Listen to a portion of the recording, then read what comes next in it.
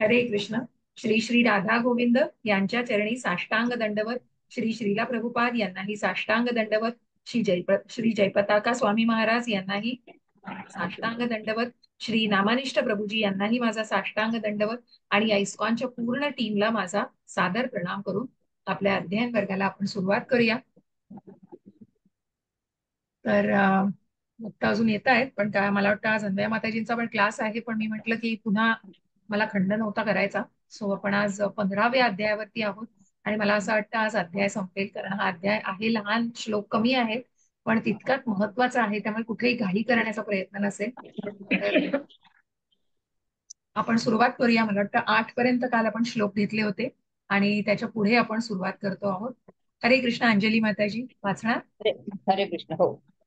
श्रोत्रं चक्षुं स्पर्शनं च रसनं घ्राणमेव च अधिष्ठाय मनश्चायं विषयानुपसेवते. हरे कृष्ण. हरे कृष्ण माताजी. कुणाला इच्छा आहे का अनुवाद आणि मी तात्पर्य वाचतो. वाचायची? पुढे नसेल तर मी वाचते.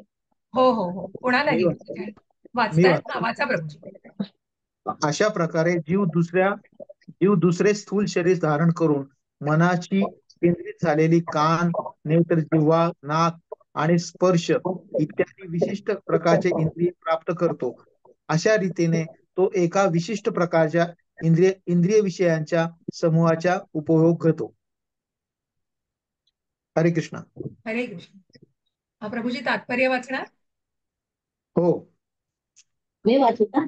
तात्पर्य हेच नाही दुसऱ्या वाच. शब्दात सांगायचे तर जीवाने आपली भावना कुत्र्या मांजरांच्या गुणाने अशुद्ध केली तर त्याला पुढील जन्मामध्ये कुत्र्या मांजरांच्या शरीराचा उपयोग घ्यावा लागतो. चेतना मूलतः पाण्याप्रमाणे शुद्ध आहे, परंतु जर आपण पाण्यामध्ये विशिष्ट प्रकारचा रंग मिसळला तर पाण्यामध्ये विकार निर्माण होतो. त्याचप्रमाणे चेतनाही अशुद्ध असते. चेतना ही शुद्धच असते, कारण आत्मा शुद्ध असतो. तथापि भौतिक गुणांच्या संघानुसार चेतनेतही विकार उत्पन्न होतो.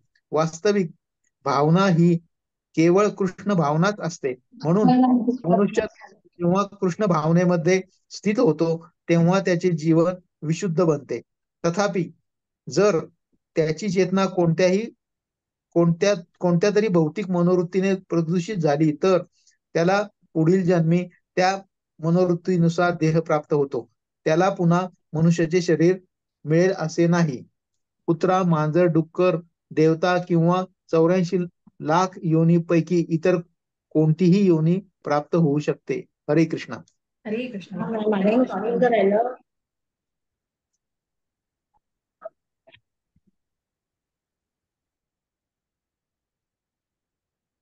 तर आपण ज्या 8व्या श्लोकामध्ये काल जाणलं की ही जी भावना असते उत्क्रामंत्रम. आपण तो श्लोक एकदा बघूया.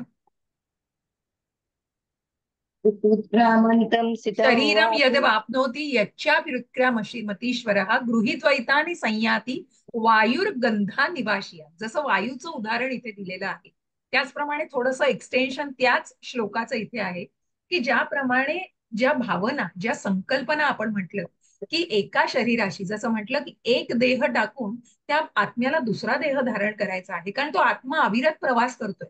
परंतु कुठेतरी तो जीर्ण देह, त्या देहाचा नाश होणार आहे. तो देह नश्वर आहे. जे काही मृत पावतंय ते शरीर आहे, पण तो आत्मा, ती चेतना, ती पुढच्या शरीरामध्ये जाणार आहे आणि पुढच्या शरीराला शरीर प्राप्त करणार आहे. आणि म्हणून ही जी संकल्पना आहे ती आपण म्हटलं ज्या सूक्ष्म शरीराद्वारे, त्या सूक्ष्म शरीराद्वारे मन, बुद्धी आणि अहंकार, मन बुद्धी यांच्याद्वारे ती संकल्पना, ती चेतना ही दुसऱ्या शरीरामध्ये जाणार आहे. म्हणून ज्या गोष्टीची ज्या भावना आपल्या मनामध्ये मृत्यूसमयी असतात, ज्या भरत महाराजांचं आपल्या समोर उदाहरण आहे, अतिशय भावभक्तीच्या टप्प्यापर्यंत गेले होते, सगळ्याचा त्याग केला होता आणि भावभक्तीच्या टप्प्यापर्यंत जाऊन फक्त कृष्ण भावनेमध्ये होते आणि फक्त देवाची पूजा अर्चा, सगळे शास्त्र वेद यांचा सगळा अभ्यास चालू होता. परंतु अचानक जेव्हा हरिण त्यांच्या आयुष्यामध्ये येतं आणि त्या हरणामध्ये इतका जीव गुंततो त्यांचा की त्यांचं आयुष्यच हरिणमय बनून जातं की भगवंतांना विसरून जातात. आणि मग जे काही स्वतःच्या रोजचे जे काही प्रार्थना आणि सगळे जे काही विधी करत असतात त्या सगळ्याची त्यांना त्याचा विसर पडतो आणि मन एकदम कृष्ण हरिणमय होऊन जातं. कारण मग त्या हरणाने काय खाल्लं, कुठे गेलं, कसा गेला, काय गेलाय, अशाच भावनेमध्ये. पण शेवटी ते हरिण आहे, शेवटी ते प्राणी आहे, ते निघून जातं जंगलामध्ये. आणि मग म्हणून मग जेव्हा त्यागायचा जेव्हा वेळ येते आणि ज्या वेळेला अगदी भरत महाराज आपल्या शेवटच्या क्षणी असतात आणि तेव्हा मात्र त्यांच्या मनामध्ये फक्त हरणाचेच विचार असतात. आणि म्हणून मग तो पुढचा जन्म त्यांना हरणाचा लाभला. पण निश्चितच ते त्या भावभक्तीच्या टप्प्यापर्यंत असल्यामुळे ती शुद्ध सत्वता असते आणि त्यामुळे त्याप्रमाणे मग त्यांना ते हरिणाचा जन्म जरी लाभला तरी त्यानंतर पुन्हा जडभारत, कारण ते हरिण सुद्धा त्या सत्व विचारांमध्ये, सत्व गुणांमध्येच जगत असत. आणि त्यानंतर मग जडभारत आणि मग त्यांना ओळखलं जातं आणि कशा प्रकारे मग त्या गोष्टीची भावना आणि त्या गोष्टी जाणल्या जातात. तर इथे सांगण्याचा उद्देश हा की कुत्र्या मांजराचा शरीराचा उपभोग, कारण पुढे ज्या गुणांनी तुम्ही अशुद्ध करताय ती चेतना. कारण जसं आपण 13व्या अध्यायामध्ये म्हटलंय की ते शरीर आहे, पण जसा सूर्य सगळ्यांना सगळीकडे प्रकाश देतो आहे त्याप्रमाणे तो आत्मा आहे, तो अख्ख्या शरीरावर जी चेतना पोहोचवतो. तो परमात्म्याच्या रूपामध्ये आपल्या हृदयामध्ये बसलाय, पण तिथूनच आत्मा आणि परमात्मा, तर या आत्म्याची जी चेतना आहे ती सगळ्या शरीरभर पसरलेली आहे. आणि म्हणून जे काही गुण त्या मृत्यूसमयी असतात त्यांचाच पुढे जन्म घेतला जातो. कारण वास्तविक ही भावना ही शुद्ध आहे, ही चेतना, हा आत्मा हा शुद्ध आहे. जसं आपण 2-3 श्लोकांमध्ये आणि गेल्या जसं 14व्या अध्यायातही ज्याचा उल्लेख आहे, पाण्याच्या थेंबाप्रमाणे अतिशय शुद्ध, ट्रान्सपरंट आहे. परंतु जेव्हा तो पाण्याचा थेंब जसा मातीत मिसळल्यावर चिखल होतो त्याचप्रमाणे हा प्रदूषित होतोय, अशुद्ध होतोय आणि त्या भौतिक मनोवृत्तीने तो होतो आहे. आणि म्हणून मग त्या चेतना, त्या संकल्पना त्या दुसऱ्या शरीरात मग तो कुठलाही जन्म येऊ शकतो. म्हणून माणसाने हा जन्म माणसाचा मिळालाय म्हणून निर्धास्त झालो, चला आपल्याला पुढचाही जन्म मनुष्याचाच मिळणार आहे. अहो पण जर त्या भगवत धामाला जायचं असेल तर या भौतिक जगतामध्ये परत यावंच लागणार नाही. पण तो मनुष्याचाच जन्म मिळेल याचीही काही ग्वाही नसते. त्यासाठीही ते कर्मावर अवलंबून आहे, तुमच्या विचारांवर आणि मृत्यू समयी ज्या गुणांना तुम्ही आठवताय, स्मरण करताय, त्याच्यावरती सगळं अवलंबून आहे. तुमच्या कर्मांचा खेळ आहे हो असं. आणि मग तुम्हाला डुक्कर, गाय, बैल, म्हैस कुठलाही जन्म की मग 84 योनींपैकी 84 लक्ष योनींपैकी कुठलाही जन्म मनुष्याला मिळू शकतो पुढच्या जन्मात. हे सगळं त्यांच्या कर्मावर अवलंबून. हरे कृष्ण. हरे कृष्ण. 10वा. उत्क्रामन्तं स्थितं वापि भुञ्जानं वा गुणान्वितं विमूढानानुपश्यन्ति पश्यन्ति ज्ञानचक्षुषः. हरे कृष्ण. हरे कृष्ण प्रभूजी. हरे कृष्णा. जीव आपल्या देहाचा त्याग कसा करतो तसेच प्राकृतिक गुणांच्या प्रभावामुळे तो कोणत्या प्रकारच्या देहाचा उपभोग घेतो हे मूर्ख लोक जाणू शकत नाहीत. परंतु ज्याला ज्ञानचक्षु आहेत तो हे सर्व पाहू शकतो. हरे कृष्णा. तात्पर्य पण वाचायचंय. वाचा. तात्पर्य. चक्षुष हा शब्द अत्यंत महत्वपूर्ण आहे. जीव आपल्या वर्तमान देहाचा त्याग कसा करतो, पुढील जन्मी त्याला कोणत्या प्रकारचा देह प्राप्त होणार आहे किंवा तो विशिष्ट प्रकारच्या देहातच का वास करीत आहे, हे सर्व काही ज्ञाना वाचून मनुष्य जाणू शकत नाही. आध्यात्मिक गुरुकडनं भगवद्गीता आणि तत्सम शास्त्राचे विपुल ज्ञान प्राप्त केल्याने तो हे सर्व जाणू शकतो. ज्याला या सर्व गोष्टी यथार्थ रूपामध्ये जाणण्याचे प्रशिक्षण मिळाले आहे तो भाग्यवान आहे. प्रत्येक जीव विशिष्ट परिस्थितीमध्ये आपल्या देहाचा त्याग करीत आहे, विशिष्ट स्थितीमध्ये तो राहत आहे आणि प्राकृतिक गुणाच्या वर्चस्वाखाली विशिष्ट परिस्थितीमध्ये राहून उपभोग घेत आहे. परिणामी इंद्रिय तृप्तीच्या भ्रमाखाली तो विविध प्रकारची सुख दुःखे भोगीत आहे. ज्यांना काम आणि वासनांनी सदैव मूर्ख बनवले आहे ते आपले देहांतर आणि विशिष्ट प्रकारच्या देहातील वास्तव्य जाणण्यात असमर्थ असतात. त्यांना या गोष्टीचे मुळीच आकलन होत नाही. तरीही आध्यात्मिक ज्ञानाचा विकास केलेला पुरुष पाहू शकतात की आत्मा देहापासून भिन्न असून तो देहांतर करीत विविध प्रकारचे उपभोग घेत आहे. बद्ध जीव या संस्कारामध्ये कसे दुःख भोगीत आहे हे ज्ञानी मनुष्य जाणू शकतो. म्हणून कृष्ण भावनेमध्ये अत्यंत उन्नती केलेले भक्त या ज्ञानाचा सामान्य लोकांमध्ये प्रसार करण्यासाठी आपल्या प्रयत्नांची पराकाष्ठा करतात. कारण सामान्य लोकांचे जीवन अतिशय कष्टप्रद असते. सामान्य लोकांनी या बद्ध अवस्थेतून मुक्त होऊन कृष्ण भावना भावित झाले पाहिजे आणि आध्यात्मिक जगताची प्राप्ती केली पाहिजे. हरे कृष्ण. हरे कृष्ण हरे कृष्ण. श्रील प्रभुपाद की जय. जय. आणि म्हणून हे ज्ञानाचे चक्षु, हे ज्ञानाचे चक्षु जोपर्यंत धारण करत नाही तोपर्यंत त्या मुक्तावस्थेपर्यंत, तोपर्यंत त्या मार्गाला, त्या आत्मसाक्षात्कारी मी शरीर नाही आत्मा आहे हे ज्ञान घेऊन पुढे जायचंय. पण ते ज्ञान महत्वाचं आहे. आणि म्हणून ते ज्ञानाचे चक्षु हा अत्यंत महत्वपूर्ण शब्द आहे. कारण त्याग कसा करतो आणि कशा प्रकारे दुसरं शरीर धारण करतो. देहिनोस्मिन्यता देहे कौमारम यौवनम जरा तथा देहांतर प्राप्ती धीरच तत्र न मुह्यती. हा धीर मनुष्य तो कधीही ह्याच्याने बावचळून जात नाही. कारण त्याने त्या ज्ञानाला जाणलेलं असतं, त्याने त्याचं आकलन केलेलं असतं. आणि म्हणूनच मग तो ते ते बरोबर त्या प्रकारे यथार्थपणे जाणू शकतो. आणि मगच तो स्वतःला त्या मुक्तीच्या मार्गावरती आणू शकतो. कारण हे फक्त एक आध्यात्मिक गुरुच तुम्हाला ज्ञान देऊ शकतो, की ज्याने ज्ञानाचे चक्षु धारण केले. उदाहरणार्थ बघा, आपण एखादी मोटर कार आहे, ती बिघडली, आपण उतरून ड्राईव्ह करत असलो आणि आपण उतरून जरा त्याच्या बोनेट उघडून बघितलं तरी आपल्याला त्यातलं काय कळतंय हो. पण हीच गाडी जर गॅरेजमध्ये नेली आणि त्या गॅरेजवाल्याला सांगितलं की कर, तो 1 मिनिटात सांगतो कुठे काय प्रॉब्लेम आहे. आपण 1000 तिथे डोकं घातलं तरी आपल्याला कळणार नाही, कारण तिथे ज्ञान नाही. त्या ज्ञानाचे चक्षु त्या गॅरेजवाल्याला. आणि म्हणून सांगण्याचा मतितार्थ हा की ते ज्ञान महत्वाचं आहे, त्या ज्ञानाने परिपूर्ण असणं महत्वाचं आहे. आणि म्हणूनच त्या गुणांच्या वर्चस्वाखाली आपण कसे येतोय. जसं आपण जाणलं की त्रिगुण काय आहे, त्या त्रिगुणातीत कसं जायचंय, की ते कसं जायचंय आणि ते काय, कशी लक्षणं आहेत त्याची, ती व्यक्ती कशी आहे हे जाणल्याशिवाय तिथपर्यंत जाण्याची ती प्रेरणा कशी मिळणार. आणि म्हणूनच बद्ध जीव कसं सुख दुःख भोगतायत. कारण दुःखालयम अशाश्वतम हो, हे दुःखालयम आहे. जन्म मृत्यू जरा व्याधी याच्या चक्रामध्ये अडकलेलो आहोत. सामान्य माणसाला वाटतंय तरी, जसं युधिष्ठिर महाराज म्हणतायत दक्षाने प्रश्न विचारल्यानंतर, की अद्भुत अशी गोष्ट काय आहे, तर आपण अगदी अमरच आहोत. लाखो लोक रोज मृत्यूला सामोरं जात आहेत, पण आपण अगदी अमरत्व घेऊनच जन्माला आलेलो आहोत. अशा अशा थाटात व्यक्ती आणि अशा थाटात मनुष्य जगत असतो. मग ते ज्ञान महत्वाचं आहे. आणि हीच अद्भुत गोष्ट आहे की मृत्यूला सामोरं जायचंय, त्याची तयारी केली पाहिजे. आणि ज्या 8व्या अध्यायात आपण जाणतो की मग आयुष्यभर त्यासाठी भगवंतांचं स्मरण, तो ग्रॅटिट्यूड, ती कृतज्ञता मनामध्ये असणं खूप गरजेचं आहे. आणि म्हणून मग बद्ध जीव हा कष्टप्रद सोसतोय हो सगळं. या दुःखालयम अशाश्वतांमुळे खूप गोष्टी सोसतोय तो.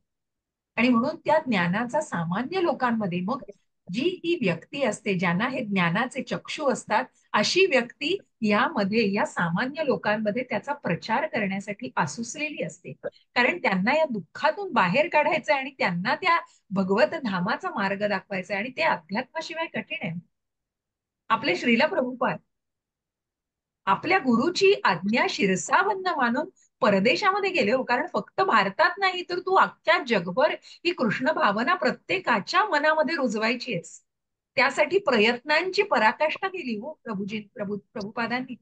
जलदूतावरती प्रवास करून, 15 दिवस प्रवास करून हार्ट अटॅक आले होते 2, तरी पण इतकं जीवाला त्रास होऊन सुद्धा फक्त ती कृष्ण भावना इतकी डिटर्मिंड, म्हणजे इतकी ती दृढ होती भावना, की त्या भावनेने त्यांना तिथपर्यंत पोहोचवलं. आणि त्याच्याही नंतर अनेक संकटांचा सामना केला, की साधा मनुष्य उभा राहू शकणार नाही अशा वस्तीमध्ये वावरले, की जे अंमली पदार्थांच्या आहारी गेलेले आहेत, त्यांना स्वतःला काय करतोय याची कल्पना नाही, अशा लोकांसाठी त्यांनी झगडले. आणि म्हणून असं किती कष्टप्रद असतं. आणि म्हणून ह्या कष्टप्रद अशा आयुष्यातून त्या बद्धावस्थेमधनं बाहेर काढण्यासाठी अशी व्यक्ती आसुसलेली असते आणि तळमळलेली असते, की म्हणूनच ती तळमळ मनामध्ये असते. आणि म्हणून मग या आध्यात्मिक जगताची प्राप्ती करण्यासाठी ती कृष्ण भावना मनामध्ये जोपासणं आणि त्याला वाढीस लावणं हे निश्चितच गरजेचं आहे. म्हणून ते ज्ञानाचे चक्षु प्रत्येकाने निश्चितच धारण केले पाहिजे. हरे कृष्ण. श्लोक 11. हरे कृष्ण. यतन्तो योगिनिश्चैनं पश्यन्त्यात्मन् व्यवस्थितम् यतन्तोऽप्यकृतात्मानो नैनं पश्यन्ति चेतसः। हरे कृष्ण। हरे कृष्ण. हरे कृष्णा. अनुवाद. प्रयत्न करणारे आत्मसाक्षात्कारी योगीजन हे सर्व स्पष्टपणे पाहू शकतात, परंतु ज्यांचे मन अविकसित आहे आणि ज्यांना आत्मसाक्षात्कार झालेला नाही ते प्रयत्न करूनही काय घडत आहे हे जाणू शकत नाही. तात्पर्य. आत्मसाक्षात्काराच्या पथावर अनेक योगीजन आहेत, परंतु आत्मसाक्षात्कार न झालेले लोक जीवाच्या देहामध्ये कसे परिवर्तन होत असते हे पाहू शकत नाही. या संदर्भात योगिनः हा शब्द अत्यंत महत्वपूर्ण आहे. सद्य परिस्थितीत अनेक तथाकथित योगी आणि योग्यांच्या संस्था आहेत, परंतु आत्मसाक्षात्काराविषयी ते वस्तुतः अंधच आहेत. त्यांना केवळ शारीरिक व्यायामाचा छंद आहे. जर शरीर सुदृढ आणि निरोगी बनले तरच त्यात ते समाधानी असतात. या व्यतिरिक्त त्यांना इतर ज्ञान नसते. अशा तथाकथित योगीजनांना यतंतो अपस्कृता मानाः असे संबोधले जाते. ते तथाकथित योग पद्धतीचा अभ्यास करीत असले तरी ते काही आत्मसाक्षात्कारी नाहीत. असे लोक आत्म्याचे देहांतर कसे होते हे जाणू शकत नाहीत. जे वास्तविकपणे योग पद्धतीचा अभ्यास करीत आहेत आणि ज्यांना आत्मा, प्रकृती तथा भगवंत याचा साक्षात्कार झाला आहे, किंवा दुसऱ्या शब्दात सांगायचे तर जे विशुद्ध कृष्ण भावना भावित भक्ती सेवेमध्ये संलग्न झालेले भक्तियोगी आहेत, त्यांनाच केवळ हे सर्व कशा प्रकारे घडत आहे याचे आकलन होते. हरे कृष्णा. हरे कृष्ण. तुला प्रभुपाद पुन्हा की एकदा जय. जे आपण चला प्रभुपाद की जय. पुन्हा एकदा आपण हेच जाणतो आहोत की जसं ज्ञानाचे चक्षु ज्यांनी धारण केलेले आहेत, मग त्या गुरूंकडून आपल्याला ज्यांना दृष्टांत मिळालेले आहेत त्यांच्याकडून आपल्याला हे ज्ञान घेतलं पाहिजे. पण जे आजकालच्या या आधुनिक जगामध्ये आपण बघतो आहोत, तथाकथित जे योगी आणि ज्या प्रकारची मग गुंडुगिरी तर आपल्याला खूप सापडते की जिथे भगवंताला तो मिथ्याचार नकोय. कारण तिथे 6व्या अध्यायात जाणताना आपण बघितलं की योग म्हणजे शारीरिक व्यायाम नाही. योग म्हणजे भगवंतांशी जोडलं जातं. आणि म्हणून मग फक्त शरीर सुदृढ आणि निरोगी बनवणं यांच्याच मागे लागून जे योगासन आणि जे शारीरिक पद्धतीचा अवलंब करतात ते करणं गरजेचं आहे. या शरीराला निश्चितच योग्य प्रकारे राखायचंय, पण तिथे ती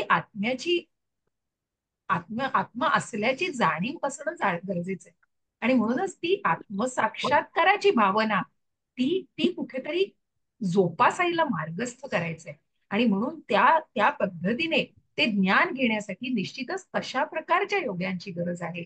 आणि म्हणूनच जे वास्तविकपणे योग पद्धतीचा अभ्यास करत आहेत, ज्यांना आत्मा, प्रकृती व भगवंत यांचा साक्षात्कार झालेला आहे, त्या किंवा दुसऱ्या शब्दात जे विशुद्ध कृष्ण भावना भावित भक्तीमध्ये संलग्न आहेत ते भक्तियोगी आहेत.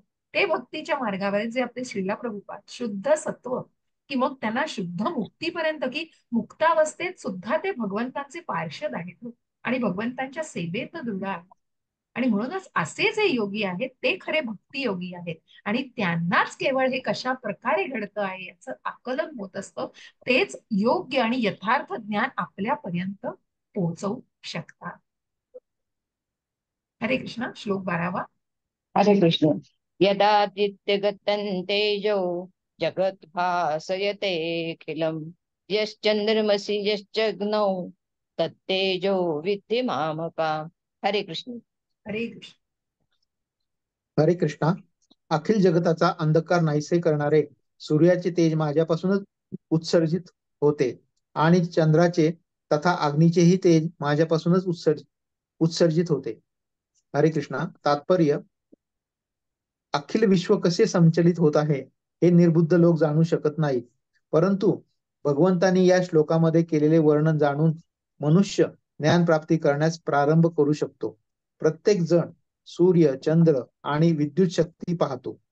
मनुष्याने केवळ हे जाणले पाहिजे की सूर्य, चंद्र, अग्नी किंवा विद्युत शक्तीचे तेज भगवंतापासूनच येत आहे.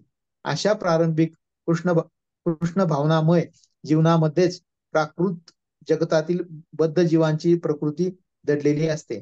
हे जीव हे जीव हे भगवंताचे अंश आहे आणि या ठिकाणी भगवंत जीव स्वगृही भगवत धामात परत कसे येऊ शकतात याची सूचना देत आहे. या श्लोकावरून आपण जाणू शकतो की सूर्य सूर्यच संपूर्ण सूर्यमालिकेला प्रकाशित करत आहेत. अनेकविध ब्रह्मांडे आणि सूर्यमालिका तसेच अनेक सूर्य चंद्र आणि ग्रहलोकही आहेत. परंतु प्रत्येक ब्रह्मांडामध्ये केवळ एकच सूर्य आहे. भगवद्गीतेत 10.21 मध्ये सांगितल्याप्रमाणे चंद्र ही नक्षत्रापैकीच एक आहे. नक्षत्राणा मह शशी. सूर्यप्रकाशही भगवंताच्या आध्यात्मिक विश्वातील आध्यात्मिक तेजापासून येतो. सूर्योदयासोबत मनुष्याच्या क्रियाकर्मांना चालना मिळते. ते अन्न शिजवणे, कारखाने चालवणे इत्यादी गोष्टींसाठी अग्नी पेटवतात. अशा प्रकारे अग्नीच्या साह्याने अनेक गोष्टी घडतात. म्हणून सूर्योदय, अग्नी आणि चंद्रप्रकाश हे जीवांसाठी अतिशय सुखदायक आहेत व त्यांच्या साह्या वाचून कोणताही प्राणी जगू शकत नाही.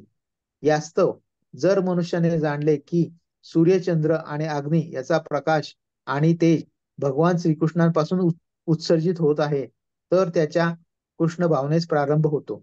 चंद्रप्रकाशामुळे सर्व वनस्पतींचे पोषण होते. चंद्रप्रकाश अत्यंत शीतल आणि आल्हाददायक असल्यामुळे लोक सहजपणे जाणू शकतात की भगवान श्रीकृष्णांच्या कृपेमुळेच केवळ आपण जिवंत आहोत. त्यांच्या कृपेविना चंद्र, सूर्य किंवा अग्नी अस्तित्वात असू शकत नाही आणि चंद्र, सूर्य किंवा अग्नीच्या साह्या वाचून कोणीही जगू शकत नाही. बद्ध जीवांमध्ये कृष्ण भावनेचे पुनरुज्जीवन करण्यासाठी हे हे काही विचार करत आहेत. हरे कृष्णा. हरे कृष्ण हरे कृष्ण. शिला प्रभुपाद की जय. श्रीला प्रभुपाद की जय. तर असं हे जे आपण आधीच्याही अध्यायात जाणलं की सूर्य आणि चंद्र न तद्भासयते सूर्यो न शशांको न पावका, की कशा प्रकारे भगवंतांपासूनच हे सूर्यचंद्र आहे आणि जे काही तेज उत्सर्जित होत आहेत. मग आपण तेव्हा जाणलं की भगवत धामाला असे सूर्यचंद्र नाही येतो, कारण जे तेज आहे ते भगवंतांपासून आहे. तिथे कुठल्याही सूर्याची, चंद्राची, विद्युत, अग्नी, बल्ब, लाईट कशाची गरज नाहीये. जे तेज आहे ते भगवंतांपासून आहे. जसं आपण विश्वरूप दर्शनामध्ये जाणलं की इतकं प्रखर होतं, ते ब्रह्मस्वरूप आहे, ते ब्रह्मरूपाशी निगडित आहे भगवंतांचं जे विश्वरूप दर्शन आहे. कारण हजार सूर्य आकाशामध्ये उगवल्यानंतर जितका प्रकाश होईल त्याच्याही पलीकडे पण तितकं तितकं का होईना तितकं प्रखर तेज तेव्हा दिसत. आणि म्हणून तर भगवंतांनी ती दिव्य दृष्टी दिलेली आहे. काळजी घ्या थोडी. आणि म्हणूनच ती दिव्य दृष्टी दिलेली आहे अर्जुनाला की तू सामान्य डोळ्यांनी तुझ्या हे बघू शकणार नाही. आणि इतकं प्रखर म्हणजे जे ब्रह्मस्वरूप आपण म्हणतो, भगवंतांपासूनचं जे तेज आहे, ज्या 3 स्तरांवर आपण भगवंतांना जाणतो, ब्रह्म, परमात्मा आणि भगवान. मग ब्रह्म हे कुठेतरी भगवंतांपासून आलेलं तेज आहे. त्यानंतर परमात्मा जे वैकुंठवासात आहेत आणि वैकुंठ स्थानी आहेत, आणि मग भगवान जे गोलोकस्थानी. आणि अशा प्रकारे जे सूर्योदय, अग्नी, चंद्रप्रकाश हे जीवांसाठी अतिशय सुखदायक. कारण ज्या सूर्य उगवल्यानंतर मग आपण ज्या सूर्य उदय झालेला आहे सूर्याचा, आणि आपण अनेक गोष्टींना प्रारंभ करतो. मग अन्न शिजवणं, आपल्या पूजा अर्चेपासून आपण सगळ्या गोष्टींना प्रारंभ करतो. आणि म्हणून या सगळ्याचं जे तेज आहे ते बाकी कोणी नाही तर भगवंतांपासूनच आलेलं आहे. हे जो जाणतो आहे, कारण तिथे कुठेतरी भक्तीचा पहिला टप्पा हा कायम मी सांगत असते की श्रद्धा आहे. कृष्ण भावना तिथे रुजवायची आहे, तिथे श्रद्धा महत्वाची आहे. आणि म्हणून जे कोणी हे जाणतोय की हे भगवंतांपासूनच आहे, तो यथार्थपणे त्या कृष्ण भावनेमध्ये स्वतःला लीन करू शकतो. आणि म्हणून भगवान श्रीकृष्णांच्याच कृपेमुळे आपण जिवंत आहोत. त्यांच्या कृपेविना चंद्र, सूर्य किंवा अग्नी असूच शकत नाहीत. चंद्र, सूर्य किंवा अग्नीच्या सहाय्यापासून कोणीही जगू शकत नाही. ही तर फॅक्ट आहे. कारण आपल्याला जो काही सूर्यप्रकाश मिळतो आणि त्यापासून मिळणारे जे काही अन्न घटक म्हणजे काही घटक असतात, त्यानंतर मग जे आपलं सायकल आणि आपल्या शरीराचं जे काही क्रिया चालू असतात, त्याला हे सगळं कारणीभूत असतं. मग जे आपण म्हणतो उत्सर्जित जो श्वास प्रश्वास ते घेत असतो, रेस्पिरेशन, या सगळ्यावरती, या सगळ्याला भगवंत म्हणजे या सगळ्या घटकांशी जे संलग्न आहे ते भगवंतांपासून आहे. कारण या सूर्य, चंद्र, अग्नी यांचंच तेज प्रत्यक्ष भगवंतांकडून आलेलं आहे. आणि इथे भगवान प्रत्यक्ष, जसं मी म्हटलं, इथे कुठलाच प्रश्न नाहीये हो, अर्जुनाचा कुठलाच प्रश्न नाही, प्रत्यक्ष भगवंत हे सगळ्या या या गोष्टीचं ज्ञान अर्जुनाला देता आहेत. आणि असा पुरुषोत्तम योग, कोण आहेत पुरुषोत्तम आणि कशा प्रकारे त्यांची स्वतःच जे वर्णन आहे ते, जसं 7व्या अध्यायापासून भगवंतांनी याला सुरुवात केलेली आहे, की माझ्या विभूती कुठे जाणशील. जेव्हा अर्जुन विचारतो आहे की कुठे तुमची उपासना करू, की मग तुम्ही पृथ्वीच्या सुगंधामध्ये पण आहात, बलवानांच्या वलामध्ये आहात, शक्तीमध्ये आहात, पाण्याच्या जलामध्ये पण आहात तुम्ही, अशा प्रकारे सगळ्यामध्ये भगवंत दाखवत आहेत. मग ती भौतिकता इथे पुन्हा काय, की सामान्य माणसाला ते कळावं की भगवंतांपासून काय आहे, त्याचाच पुढे हे एक्सटेन्शन भगवंत सांगतायत, की मग सूर्य चंद्र अग्नी यांचं तेजही भगवंतांपासूनच आहे. मग काय काय गोष्टी आहेत याचं वर्णन आपल्याला या पुढच्या काही श्लोकांमध्ये जाणायचं आहे. श्लोक 13वा. हरे कृष्ण माताजी.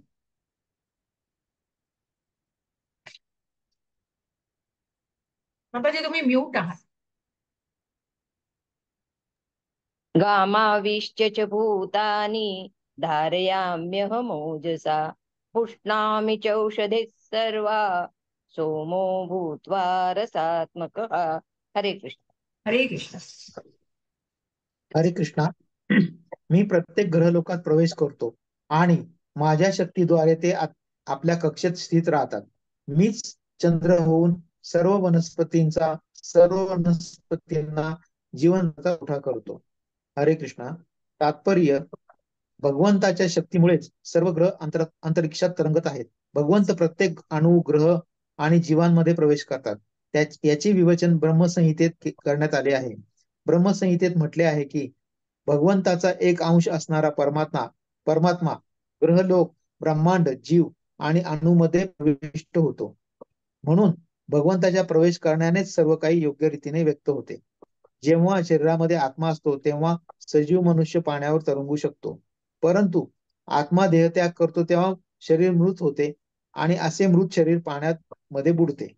अर्थात शरीर कुजल्यानंतर गवताप्रमाणे पाण्यावर तरंगते. परंतु ज्या क्षणी मनुष्य मृत होतो त्या क्षणी तो पाण्यामध्ये बुडतो. त्याचप्रमाणे भगवंताची सर्वश्रेष्ठ शक्ती ग्रहलोकांमध्ये प्रवेश करीत असल्यामुळे ते अंतरिक्षात तरंगत आहेत. त्यांच्या शक्तीने मुठीतील धुळीप्रमाणेच प्रत्येक ग्रहाला धारण केले आहे. जर मनुष्याने हाताच्या मुठीत धूळ धरली तर ती खाली पडण्याची शक्यता नसते, परंतु जर त्याने ती फेकली तर लागलीच ती खाली पडते. त्याचप्रमाणे आकाशामध्ये तरंगणाऱ्या ग्रहांना भगवंतांच्या विराट रूपाने आपल्या मुठीत धरले आहे. त्यांच्या शक्तीमुळेच सर्व चराचर वस्तू आपल्या स्थानी स्थित आहेत. वेदमंत्रांमध्ये म्हटले आहे की भगवंतांमुळेच सूर्य प्रकाशतो आणि ग्रह स्थिर गतीने भ्रमण करतात. भगवंताविना वातावरणात फेकलेल्या धुळीप्रमाणेच सर्व ग्रह इतस्तता विखुरलेले आहेत. विखुरले असते. असते हा. विखुरले असते, भगवंतांविना, नष्ट झाले भगवंत असते. नसतील. त्याचप्रमाणे भगवंतामुळेच चंद्र सर्व वनस्पतींचे पोषण करतो. चंद्राच्या प्रभावामुळे वनस्पती रसभरीत होतात. चंद्रप्रकाशाविना वनस्पतींची वाढही होत नाही किंवा वनस्पती रसाळही होत नाहीत. भगवंतांनी केलेल्या पुरवठ्यामुळेच मानव समाज कार्यशील आहे, सुखासमाधानाने राहत आहे आणि भोजनाचा स्वाद घेत आहे. अन्यथा मानव समाज जिवंतच राहू शकला नसता. रसात्मक रसात्मकता रसात्मकः. रसात्मक हा शब्द महत्वपूर्ण आहे. भगवंताच्या प्रभावामुळे चंद्राच्या माध्यमातून सर्व खाद्यपदार्थ चविष्ट बनतात. हरे कृष्णा. शिला हरे प्रभुपाद कृष्ण. की जय. श्रील प्रभुपाद. हरे कृष्ण. मग इथे जसं म्हटलंय की प्रत्येक ब्रह्मांडामध्ये भगवंत प्रवेश करतात, प्रत्येक ग्रहामध्ये. कशा प्रकारे? तर गर्भोदकशाही विष्णू, ज्या 3 तत्वांना आपण बघितलं, गर्भोदकशाही विष्णू, क्षीरोदकशाही विष्णू आणि कर्णोदकशाही विष्णू. यापैकी जे गर्भोदकशाही विष्णू आणि क्षीरोदकशाही विष्णू, की प्रत्येक ब्रह्मांडामध्ये, नाही तर एवढी एवढी अजस्त्र ब्रह्मांड, इतके जे ग्रह आहेत ते आकाशामध्ये कसे काय तरंगू शकतील? एखादी कलिंगड आपण घेतो आणि ते कलिंगड जर आपण ठेवायचं, आपण असं सोडलं त्याला, तर ते खालीच पडेल. एवढे तर जड असतं. मग इतके भले मोठे अजस्त्र ग्रह ब्रह्मांड कशा प्रकारे अवकाशामध्ये तरंगतायत ते फक्त भगवंतांच्या प्रवेशामुळे. त्या प्रत्येक ब्रह्मांडामध्ये भगवंतांनी गर्भोदकशाही विष्णू म्हणून प्रवेश केलेला आहे. आणि त्याचप्रमाणे इथे दिलेलं आहे की मनुष्याचं दिलेलं आहे, मनुष्याचं वर्णन कशा प्रकारे मनुष्य मृत झाल्यावर तो पाण्यात बुडतो. कारण का त्याच्यातली चेतना, त्याच्यातला आत्माच निघून गेलेला असतो. ते शरीर ते फक्त जड शरीर असतं हो तेव्हा, आणि म्हणून ते पाण्यात बुडतं, तत्क्षणी ते पाण्यात बुडतं. पण हेच जोपर्यंत जोपर्यंत आत्मा जो परमात्म्याचाच अंश आहे तो त्या शरीरामध्ये असतो, ती चेतना असते, तोपर्यंत ते शरीर तरंगत असते. आणि म्हणूनच अशा प्रकारे भगवंतांमुळेच त्या गोष्टी घडत असतात. आणि म्हणूनच जसं धुळीचं उदाहरण दिलंय, धूळ जर मुठीमध्ये घट्ट धरून ठेवली तर ती पडणार नाही, तर ती फेकली गेली तर ती खाली पडणार. त्याचप्रमाणे भगवंतांनी या सगळ्या ग्रहांना मुठीत धरून ठेवलेलं आहे. आणि म्हणूनच सूर्यप्रकाश, चंद्रप्रकाश या भगवंतांमुळेच आहे. सूर्य, चंद्र आणि अग्नी ज्या आपण तुम्ही याच्यात आधीच्या श्लोकात बघितलं, मग हा प्रकाशापासून ज्या वनस्पती कार्यरत असतात आणि ज्या वनस्पती जो रस देतात त्यापासून जे अन्न मानव खातो, ते अन्न मनुष्य घेऊ शकतो, खाऊ शकतो. का? कारण त्या चंद्रप्रकाशामध्ये ज्या वनस्पतींचा रस ज्यापासून होतो आणि त्या वनस्पती ज्या आपण ग्रहण केल्या जातात त्यापासून मनुष्याला शक्ती येते. मनुष्य ते अन्न ग्रहण केल्यामुळेच जगू शकतो. आणि म्हणूनच मग हे सगळं कुठेतरी भगवंतांपासूनच आहे. मूळ मूळ जे आहे ते भगवंत. रसात्मक हा शब्द अत्यंत महत्वपूर्ण आहे, कारण की जे रस, ते जे वनस्पतीचे रस आणि ती चव जी घातली जाते तीही भगवंतांपासून आहे. कारण त्या चंद्रप्रकाशातून ती येते, आणि तो चंद्रप्रकाश कुठून आहे हो? त्याचं मूळ भगवंतांपासून. हरे कृष्ण. श्लोक 14. अहं वैश्वानरो भूत्वा प्राणिनां देहमाश्रितः प्राणापानसमायुक्तः पचामन्ये चतुर्विधम्. हरे कृष्ण. हरे कृष्ण. हरे कृष्णा. अनुवाद. सर्व प्राणी मात्रांच्या देहामधील जठराग्नी मी आहे आणि 4 प्रकारच्या अन्नाचे पचन करण्याकरता मी प्राण तथा अपान वायूशी संयोग साधतो. तात्पर्य. आयुर्वेदानुसार जठरामध्ये अग्नी असतो आणि तो जठरातील सर्व अन्नाचे पचन करतो. जेव्हा जठराग्नी प्रदीप्त नसतो तेव्हा मनुष्याला भूक लागत नाही, आणि जेव्हा तो प्रदीप्त असतो तेव्हा भूक लागते. जठराग्नी व्यवस्थितपणे कार्य करीत नाही तेव्हा उपचारांची आवश्यकता असते. कोणत्याही परिस्थितीमध्ये हा अग्नी भगवंताचेच रूप आहे. वेदामध्येही म्हटले आहे की भगवंत किंवा ब्रह्म अग्निरूपामध्ये जठरात उपस्थित आहे आणि सर्व प्रकारच्या अन्नाचे पचन करीत आहे. म्हणून सर्व प्रकारच्या अन्नाचे पचन करण्यात भगवंत सहाय्य करीत असल्यामुळे आहार सेवनाच्या संदर्भात जीवाला स्वातंत्र्य नाही. जोपर्यंत जीवाला अन्न पचन करण्यास भगवंत सहाय्य करीत नाहीत तोपर्यंत तो अन्न खाण्याची शक्यता नाही. याप्रमाणे भगवंतच अन्न पदार्थ निर्माण करतात आणि अन्नाचे पचनही करतात. आणि भगवंताच्या कृपेमुळेच आपण जीवनाचा उपभोग घेतो. वेदांत सूत्रामध्येही 1.2.27 या गोष्टीला दुजोरा देण्यात आला आहे. शब्दादिभ्यो अंतः प्रतिष्ठानाच भगवंत ध्वनी, शरीर, वायू आणि जठरांमध्ये जठराग्नीच्या रूपामध्ये उपस्थित आहे. चर्व, चोष्य, लेह्य आणि पेय असे 4 प्रकारचे अन्न असते आणि या सर्वांना पचणारी पचनशक्ती ही भगवंतच आहे. हरे कृष्णा. हरे कृष्ण. किती सुरेख प्रभुपादांनी वर्णन केलेलं आहे. श्रील प्रभुपाद की जय. अशा या अन्नाचं म्हणजे जठराग्नीमध्ये बघा की मग आपलं कफ, वात, पित्त याच्यावर आयुर्वेद आधारित आहे आणि अशा प्रत्येकाच्या प्रकृती असतात.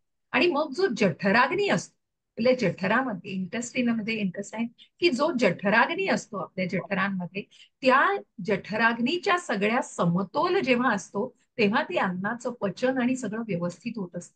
त्याच्यामध्ये जरा कुठे काही गडबड झाली तर निश्चितच औषधोपचारांना घ्यावं लागतं. आणि म्हणून तो समतोल राखणं हे अत्यंत महत्वाचं असतं. तरच त्या शरीराच्या त्या क्रिया उत्तमपणे चालू असतात. पण या अग्नीमध्येच, आणि म्हणूनच या जठराग्नीमध्ये प्रत्यक्ष भगवंत आहे. आणि म्हणून या भगवंतांपासूनच अन्नाचं पचन केलं जातं. जसं आपण म्हणतोय की त्या रसांमध्ये, मग ते रस आहेत ते वनस्पतींचे रस त्या चंद्रप्रकाशातून येतात, जे भगवंतांपासूनच आहेत.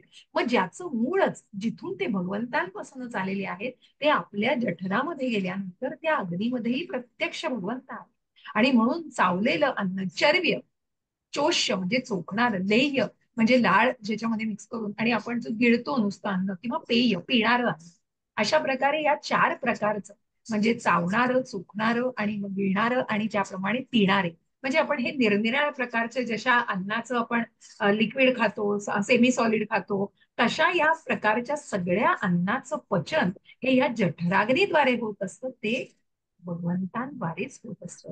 आणि म्हणूनच या गोष्टीला वेदांत सूत्रामध्ये सुद्धा दुजोरा, की वेदांमध्ये सुद्धा शरीर, ध्वनी, शरीर, वायू, जठरांमध्ये जठराग्नीच्या, व प्रत्येक, जसं आपण म्हणतो आहोत की 24 तत्वांचं शरीर बनलेलं आहे.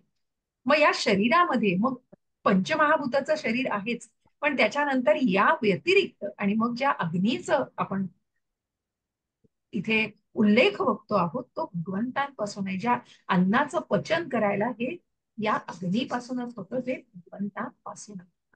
मग त्यासाठी आपल्याला, मला वाटतं नाही, ते उदाहरण पुढे येईल असं, तर ते उदाहरण इथे योग्य नाहीये, की कशा प्रकारे प्रत्येक गोष्ट, मग जसं आपण 10व्या अध्यायामध्ये भगवंतांनी जिथे ऐश्वर सांगितलेलं आहे त्यांचं, 7वा अध्याय, 10वा अध्याय, की पाण्यामध्ये भगवंत आहे, पाण्याच्या रसामध्ये. कारण ज्या प्रकारे त्या पाण्याची चव, अहो एखादी तहानलेली व्यक्ती असते बघा, की कोणीतरी धावत धावत येतोय, धापा टाकतोय, मग त्याला कोणी सरबत पुढे गेलं, चहा पुढे गेला तर नाही चालणार, पण ते पाणीच त्याची तहान भागवू शकतं. कारण त्या पाण्यामध्ये जे आहे ते इतर कशात नाही, त्या पाण्याच्या चवीमध्ये भगवंत आहे, हे भगवंतांनी सांगितलंय.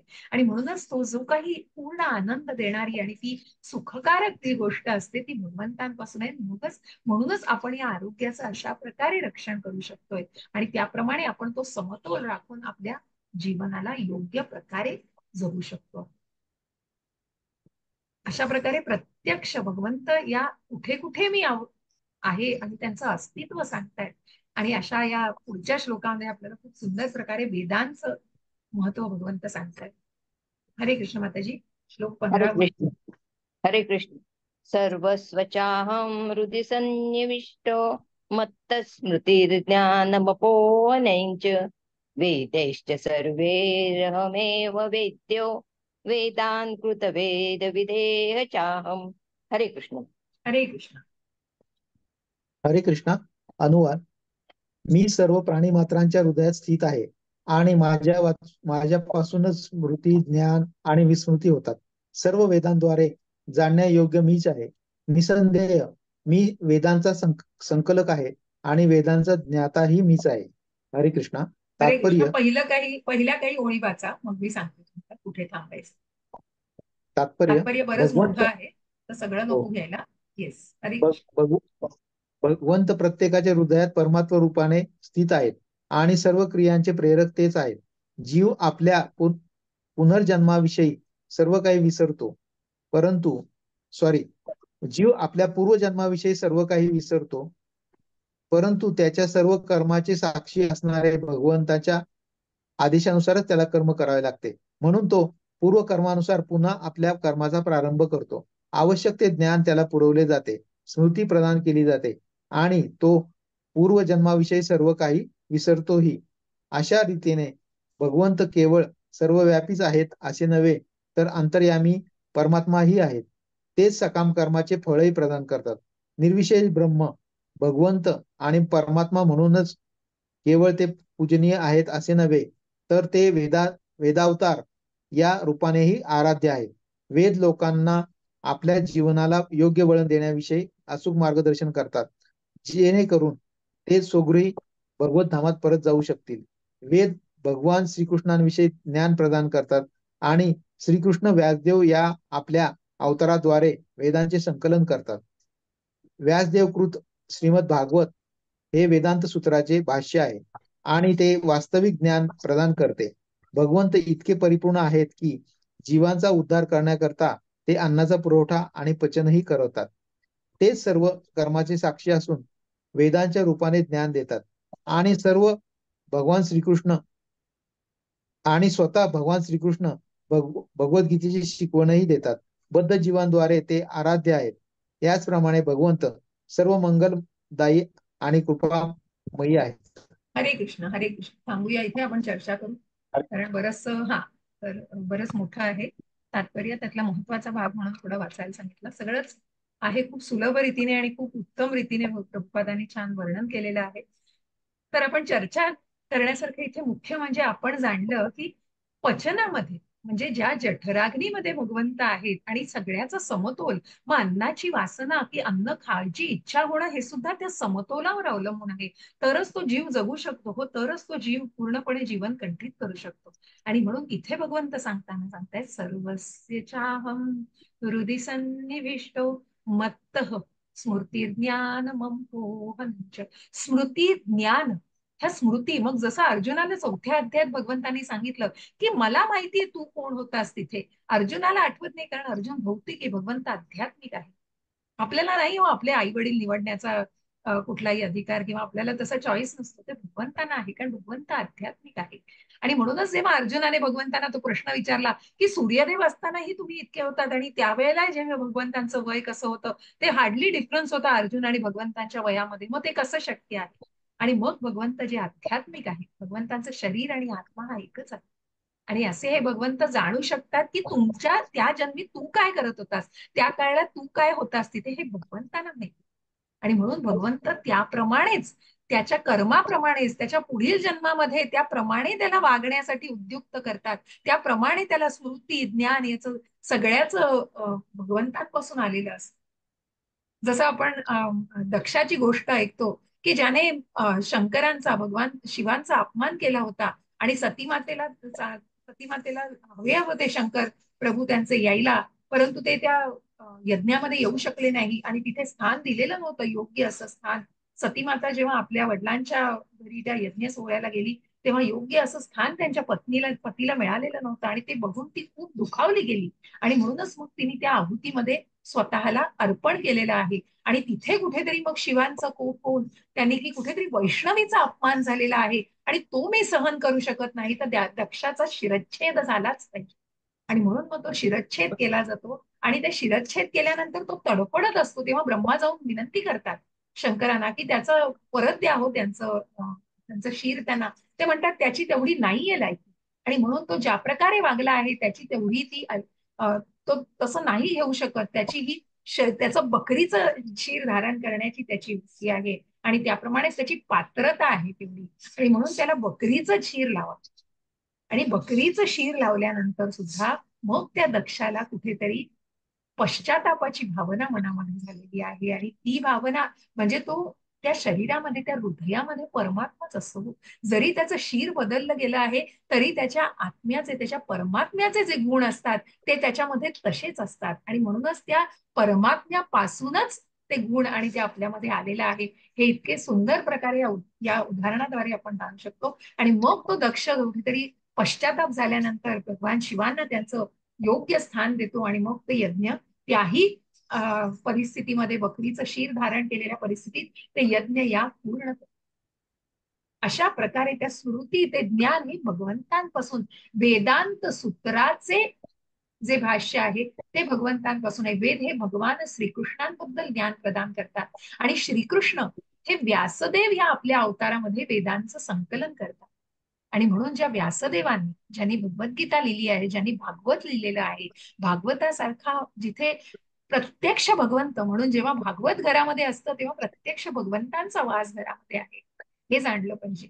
आणि म्हणूनच त्या वेदांचा अंत, वेदांत सूत्रांना सर्वस्य चाहम हृदि सन्निविष्टो आणि वेदैश्च रहवेव वेदैश्च संगे सर्वे रहमेव वेद्य, की या सगळ्या वेदांना जाणणारा मी आहे. वेदच भगवंतांपासून जिथे आहेत हो. आणि म्हणून वेदांचा अंत, जिथे भगवंतांना जाणलं तर त्या वेदांना जाणलंय. नुसतं त्या वेदांचा, शास्त्रांचा अभ्यास केला आणि जर भगवंतांना जाणलं नाही, तिथे कृष्णच जर मिसिंग असतील, तर त्या काय भागवताचा किंवा त्या वाचण्याचा आणि त्या ज्ञानाचा काय उपयोग आहे. आणि म्हणूनच इथे भगवंत प्रत्यक्ष सांगतायत की तो वेदांचा अभ्यास हा भगवंतांना जाणण्यासाठी केला पाहिजे, आणि तरच मग त्याप्रमाणे जीवांचा उद्धार करण्याकरता ते अन्न पुरवठ्याच्या बद्दल सांगितलेलं आहे. आणि वेदांबद्दल भगवंत सांगताना की मग व्यासदेवकृत श्रीमद भागवत हे वेदांत सूत्राचं भाष्य आहे, ते वास्तविक ज्ञान प्रदान करतं. प्रत्येक वेळेला आपल्याला भगवताचा रेफरन्स प्रत्येक ठिकाणी आहे. मग आपण ज्या आधी पण 13व्या अध्यायामध्ये जे कोश बघितले, ज्या माया, जो अन्नमय, मनोमय, विज्ञानमय, ज्ञानमय आणि आनंदमय असे जे आपण प्रत्येक कोश बघितलेले आहेत, याच्यामध्ये वेदांमध्ये याचा उल्लेख आहे. हो, कशा प्रकारे अन्नमय कोशामध्ये, मग मनोमय कोशामध्ये, ज्ञानमय कोशात, विज्ञानमय, आणि मग त्या आनंदमय कोशामध्ये भगवंतांना आपल्याला बघायचं आहे. हो. आणि म्हणून ते श्रेष्ठत्व त्या आध्यात्मिकतेमुळे, जे आत्म्याला जर ते आध्यात्मिक अन्न दिलं तर निश्चितच ते त्या भगवत धामाला परत जाणार आहे, आणि त्या आनंदमय अशा, सच्चित आनंदमय अशा त्या स्थानी ते स्थित होऊ शकतं. श्लोक 16वा. हरे कृष्ण. हरे कृष्ण. हरे कृष्ण. हरे कृष्ण स्वामिमौ माताजी. पुरुषौ लोके क्षरश्चाक्षर एव च क्षरः सर्वाणि भूतानि कूटस्थोऽक्षर उच्यते. हरे कृष्ण माता. हरे कृष्ण. हरे कृष्ण. च्युत म्हणजे क्षर आणि अच्युत म्हणजे अक्षर, असे जीवांचे दोन वर्ग आहेत. भौतिक जगतात सर्व जीव पतनाधीन असतात आणि आध्यात्मिक जगतातील प्रत्येक जीवाला अच्युत म्हटले जाते. तात्पर्य: पूर्वीच सांगितल्याप्रमाणे भगवंताने व्यासदेव या अवताराद्वारे वेदांत सूत्राचे संकलन केले आहे. या ठिकाणी भगवंत सारांश रूपाने वेदांत सूत्राचे निरूपण करीत आहेत. ते म्हणतात की असंख्य जीवांचे च्युत आणि अच्युत या दोन वर्गामध्ये विभाजन करता येते.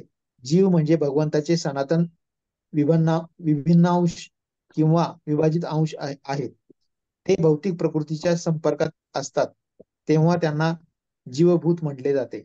या ठिकाणी योजिलेले संस्कृत शब्द क्षर हा सर्वाणी भूतानी दर्शवतात की ते च्युत या पतनाधीन ते च्युत वा पतनाधीन आहेत. तथापि जे भगवंताशी एकरूप आहेत त्यांना अच्युत म्हटले जाते. या ठिकाणी एक रूपत्व या शब्दाचा अर्थ जीवांना वैयक्तिक अस्तित्व नाही असा नव्हे, तर त्यांच्यामध्ये विसंवाद नाही असा आहे. सृष्टीच्या प्रयोजनाच्या संदर्भात त्यांचे सर्वांचे एकमत आहे. अर्थात आध्यात्मिक जगतात निर्मिती करण्याचा प्रश्नच उद्भवत नाही. परंतु वेदांत सूत्रामध्ये भगवंत अखिल प्रगटीकरणाचे उगमस्थान असल्याचे सांगितल्यामुळे ही संकल्पना स्पष्ट करण्यात आली आहे. भगवान श्रीकृष्णाच्या विधानानुसार जीवांचे दोन वर्ग आहेत. वेद या तथ्यास प्रमाणित करतात, म्हणून त्याविषयी काही संदेह नाही.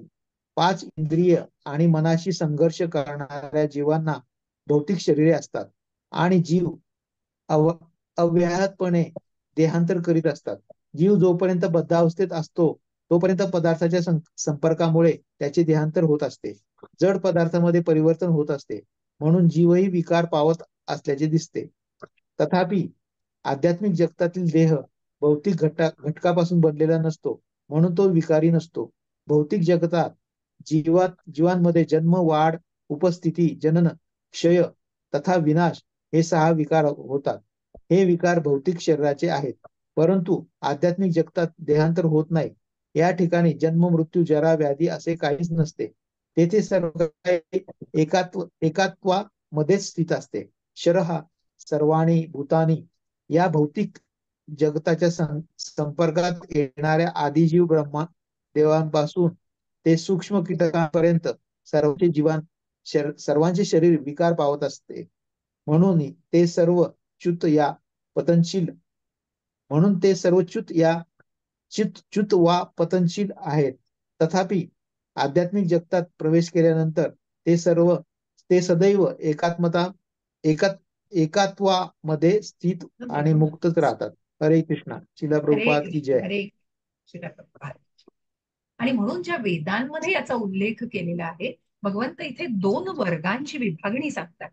मग इथे भौतिक आणि आध्यात्मिक, याप्रमाणे ज्या ज्या गोष्टी सांगितलेल्या आहेत. मग जीवभूत, कारण आपण ममैवांशो जीव लोके जीवभूत सनातन, की सनातन हे हा जीव, कारण तो भगवंतांचा अंश आहे, त्यामुळे तो सनातन आहे, तो आध्यात्मिक आहे, तो मूळ आध्यात्मिक आहे. पण जसा तो त्रिगुणात, जसा तो या भौतिक प्रकृतीमध्ये येतो, तेव्हा तो च्युत बनतो. आणि म्हणूनच मग त्याला च्युत, म्हणजे त्या भौतिक शरीराला, त्या भौतिकतेमध्ये त्या गोष्टीला च्युत म्हटलेलं आहे. पण जे भगवंतांशी एकरूप आहेत त्यांना अच्युत. प्रत्यक्ष भगवंत इन्फॅलिएबल आहे, जे अच्युत आहे, त्याचप्रमाणे भगवंतांच्या आध्यात्मिक जगतातले जीव आहेत. आणि म्हणूनच इथे भौतिकता आणि आध्यात्मिकता मधला अतिशय क्लिअर कट असं हे डिफरन्सिएशन आणि डिफरन्सेस सांगितलेले आहेत. आणि म्हणूनच हे जे शरीर बदलत असतं हरे हे, कृष्ण माता. हरे कृष्ण, आवाज नाही येते? इथे इथे इथे असं म्हटलंय की जीव ही विकार पावत असल्याचे दिसते. तर जीव कसं काय विकार पावतो? नाही नाही, कुठे, एक मिनिट हा. अं, भगवान कुठल्या दुसऱ्या दुसऱ्या पॅरेग्राफ पॅरेग्राफ मध्ये? मध्ये 6वी लाईन आहे बघा. दुसऱ्या याच्यात ना? जीव जोपर्यंत बद्धावस्थेत असतो तो, हा, हा दुसऱ्या पॅरेग्राफ मध्ये, जीव जीव जोपर्यंत जोपर्यंत बद्धावस्थेत असतो. बद्धावस्थेमध्ये असतो तोपर्यंत पदार्थांशी संपर्क असल्यामुळे त्याचं शरीर बदलत असतं, जड पदार्थांमध्ये परिवर्तन होत असते, म्हणून जीवही बदलल्याचे दिसते. तथापि आध्यात्मिक जगतातील देह हा भौतिक तत्वांपासून बनलेला नसतो, म्हणून तो विकारी नसतो. इथे विकारी असतो कसं आहे प्रभूजी? कारण जड शरीर जे आहे, जे शरीर नश्वर आहे, बरोबर, जो पृथ्वी, आप, वायू, अग्नी, जल यांनी बनलेलं शरीर जे आहे ते मृत पावते. देह नाही, देह जीव जो आहे, जीव विकारी म्हटले ना इथे. जीव हरे जीवही कृष्ण. विकार पावतो. हा जीव मग हरे कसं तेच काय कृष्ण. विकार सांगते. पावेल? एक मिनिट हरे माताजी, कृष्ण एक मिनिट, माताजी. एक मिनिट विकारी माताजी, होतो. मी बोलू का थोडं? नाही एक सेकंड थांबा. तर त्यांचा आधी प्रश्न पूर्णपणे त्यांना सांगू दे. हा बोला हम्म. प्रभूजी. हा, ते भौतिक शरीर विकार पाहू शकतं हे सत्य आहे, हा, परंतु इथे म्हटलंय की जीवही विकार पावत असल्याचे दिसते.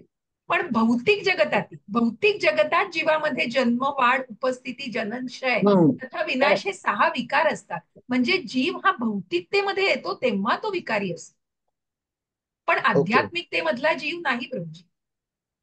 पण म्हणूनच हा जो जीव आहे ना, तो जीव भौतिक, तो जीव प्रत्यक्ष शुद्ध आहे, तो प्रत्यक्ष आध्यात्मिक आहे, मूळ मूळ तो पवित्र आहे, मूळ शुद्ध आहे. परंतु तो जेव्हा भौतिकतेमध्ये आलेला जीव आहे तो विकारी असतो. आणि म्हणून आधीच्या वाक्यामध्ये बघितलं दिलंय बघा, की आध्यात्मिक जगतातील देह म्हणजे हा भौतिक तत्वांपासून बनलेला नसतो, आणि म्हणून तो कुठेतरी विकारी नसतो. तिथे जीव विकारी नसतो, तिथे तो भौतिकतेमध्ये नाही तर तिथे आध्यात्मिकतेमध्ये मध्ये संलग्न असतो. आणि म्हणून मग तिथे कुठेही ते विकार नसतात. आणि कुठले विकार? तर हे 6 विकार: जन्म, वाढ, उपस्थिती, जनन, क्षय आणि विनाश. जसं आपण दुःखालयम अशाश्वतम मध्ये जन्म, मृत्यू, जरा, व्याधी काय येतोय याच्यामध्ये? कारण हे मृत्यू लोक आहे. आणि इथे कुठेतरी या भौतिकतेमध्ये आणि पुन्हा पुन्हा त्या चक्रामध्ये 84 लक्ष योनींमध्ये का अडकतोय? कारण त्या स्वातंत्र्याने, ते जे विकारी मन आहे त्याला कुठेतरी त्या सगळ्या आशा अपेक्षा आहेत आणि कुठेतरी अडकलंय त्या सगळ्यामध्ये ते, आणि म्हणून ते कुठेतरी विकारी झालेलं आहे. आणि त्याप्रमाणे आध्यात्मिकतेमध्ये तसं नाहीये. आणि म्हणून आध्यात्मिकतेमधला जीव हा क्षर आहे, हा सॉरी अक्षर आहे, जो अच्युत आहे. आणि म्हणूनच तो आध्यात्मिक आहे. कारण तिथे कुठेही आपण पुन्हा त्याच्यामध्ये जन्म घेण्याचं किंवा पुन्हा देह बदलण्याचं अशा कुठलेच प्रकार नसतात. तिथे कुठल्याही प्रकारचं शरीर बदललं जात नाही. जे काही असतं हे चिरकाळ टिकणारं असतं, कारण ते सच्चित आणि आनंदमय असतं, ते शाश्वत असतं, ते ज्ञानाने परिपूर्ण असतं, आणि ते भगवंतांप्रमाणेच त्या आनंदमय अशा त्या कोशामध्ये असतं. म्हणून ते आध्यात्मिक जगतातील जीव आहेत ते अच्युत आहेत, आणि जे भौतिक जगतातील जीव आहेत ते च्युत आहेत. अशी विभागणी भगवंतांनी इथे सांगितलेली आहे. आणि म्हणून आध्यात्मिक जगतातील हे जीव एकत्वामध्येही मुक्तच असतात. त्यांना कुठेतरी मुक्तता, म्हणजे म्हणूनच भक्त, जसं आपण म्हणतो की भक्त कधीच मुक्तीचा सुद्धा मार्ग मागत नाही, की मला मुक्ती हवी, कारण भगवंतांच्या सेवेमध्ये दृढ राहायचं असतं त्याला. अशा प्रकारे तो अच्युत असा जीव असतो. कारण तो आध्यात्मिकतेमध्ये सुद्धा जेव्हा त्याला आध्यात्मिक जग मिळतं तेव्हा सुद्धा तो भगवंतांचा पार्षदच असतो, भगवंतांचा सेवकच असतो, कारण त्यांनी ती इटर्नल पोझिशन जाणलेली असते. ठीक आहे हो. माताजी, ऍड करा, तुम्हाला काही याच्यावर बोलायचंय? हरे कृष्ण. आणि मला मला आपलं एक व्यावहारिक उदाहरण द्यायचं. हा बोला ना, बोला नक्कीच. म्हणजे आता आपल्या शरीराचे जे अवयव आहेत ते ते म्हणजे भौतिक रूप आहे. बरोबर आणि त्याची जी शक्ती आहे ती श्रीकृष्णाचं रूप आहे. बरोबर आणि मग वार्धक्यामुळे हळूहळू आपल्याला कमी दिसायला लागतं. म्हणजे बरोबर हा विकार आहे. बरोबर. किंवा क्षीण कमी होत जातं ते. ऐकायला, हा, आपल्याला एक्झॅक्ट. कमी ऐकायला येतं. म्हणजे बरोबर हा विकार आहे. म्हणून बरोबर. आपल्याला श्रीकृष्णाची शक्ती कमी होत नाही, नाही, तो विकार होतो. विकार. बरोबर. म्हणजे हे अगदी आपल्या बरोबर. रोजच्या जीवनातलं लवकर समजावं म्हणून. म्हणजे त्या आत्म्याने शरीर सोडायची हा केलेली तयारी असते ती हळूहळू हा क्षीण हा होत जाते. हा शरीरामधले म्हणजे विकार आहेत सगळे. आणि हा त्याप्रमाणे ते विकारच तुम्हाला लक्षणीय असतात. जे हा लक्षणीय असतात ते विकार असतात. आज आणखीन एक उदाहरण म्हणजे असं बघा, की एखादं मूल जेव्हा जन्माला येतं तेव्हा त्याला पाय असतात, बरोबर डोळे असतं, कान असतं, पण त्याला ऐकायला येत नाही, त्याला दृष्टी नसते, बरोबर. चालायला येत नाही.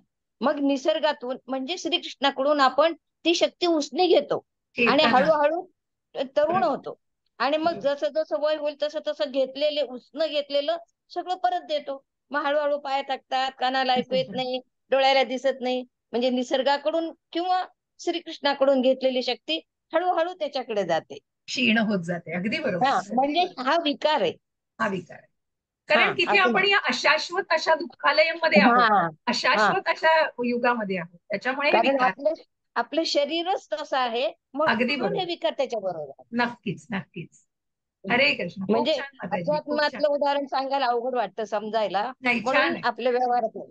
छान छान. हरे कृष्ण. हरी बोल. हरी बोल. हरे कृष्ण. श्लोक 17वा. हरे कृष्ण. हा. प्रभूजी हरे तुमच्या शंकेचं निरसन झालंय प्रभूजी. हो हो, मला कसं जीव म्हणजे आत्मा अशा संदर्भात मी धरलं होतं ते. पण हा, पण आत्मा हा जो काय. आत्मा आहे ना, हा आत्माच भौतिकतेमध्ये आल्यावर मलिन होतोय प्रभूजी. हे जाणून हा, घ्या. मग ते विकार तेव्हा कळालं जडतात कळालं. भौतिकतेत. ठीक आहे. हो हो हरे कृष्ण. हो. हरे कृष्ण हरे श्लोक बोल. हरे 17वा. हा हरे कृष्ण. उत्तम पुरुषस्त्वन्य परमात्मेत्युदाहृतः यो लोकत्रयमाविश्य बिभर्त्य ईश्वरः. हरे कृष्ण. हरे कृष्ण. हरे कृष्णा. अनुवाद. या दोहो व्यतिरिक्त एक परमपुरुष परमात्मा आहे, जे स्वतः अव्ययी भगवंत आहेत आणि तेच त्रिलोकामध्ये प्रवेश करून त्यांचे पालनपोषण करीत आहेत. तात्पर्य. या श्लोकाची संकल्पना कंठोपनिषद 2.2.13 आणि श्वेताश्वरोपनिषदात श्वेतोपनिषद 8.13 मध्ये सुंदर रीतीने विशद करण्यात आली आहे. त्या ठिकाणी स्पष्टपणे म्हटले आहे की असंख्य जीवांमध्ये आणि असंख्य जीवांमध्ये काही बद्ध आहेत तर काही मुक्त आहेत आणि या सर्वांहून श्रेष्ठ असा परमात्मा पुरुषोत्तम आहे. उपनिषदातील श्लोक पुढील प्रमाणे आहे. नित्यो नित्याना नाम चेतनस्व चेतन. चेतानाम. तात्पर्य असे तात्पर्य. आहे की सर्व बद्ध जीव आणि मुक्त जीवांमध्ये एकच चेतन पुरुष पुरुषोत्तम भगवान आहेत, जे सर्व जीवांना त्यांच्या त्यांच्या त्यांच्या कर्मानुसार भोग प्राप्त करण्याची सुविधा उपलब्ध करून देतात आणि त्यांचे पालन पोषणही करतात. तेच पुरुषोत्तम भगवान त्यांच्या जीवांच्या हृदयात परमात्म्या रूपाने स्थित आहे. जो बुद्धिमान मनुष्य त्यांना जाणू शकतो तोच केवळ परिपूर्ण शांती प्राप्त करण्यास प्राप्त आहे, अन्य कोणीही नाही. हरे कृष्ण. शिला हरे प्रभुपाद की कृष्ण. जय. या बात. आणि म्हणूनच या दोहों व्यतिरिक्त च्युत आणि अच्युत, जसं आपण म्हणतोय त्रिगुणातीत, जेव्हा आपण म्हणतो ते भगवंतांसारखे गुण प्राप्त केले जातात. तसं या जसं गोलोक वृंदावन हे सगळ्यांपेक्षा म्हणजे अगदी प्रलय आला तरी सगळं बाकी इतस्ततः होईल, परंतु ते गोलोक मात्र तसंच्या तसं आणि तिथे कुठल्याही गोष्टींना परिणाम होणार नाही असं गोलोक नाम आहे भगवंतांचं.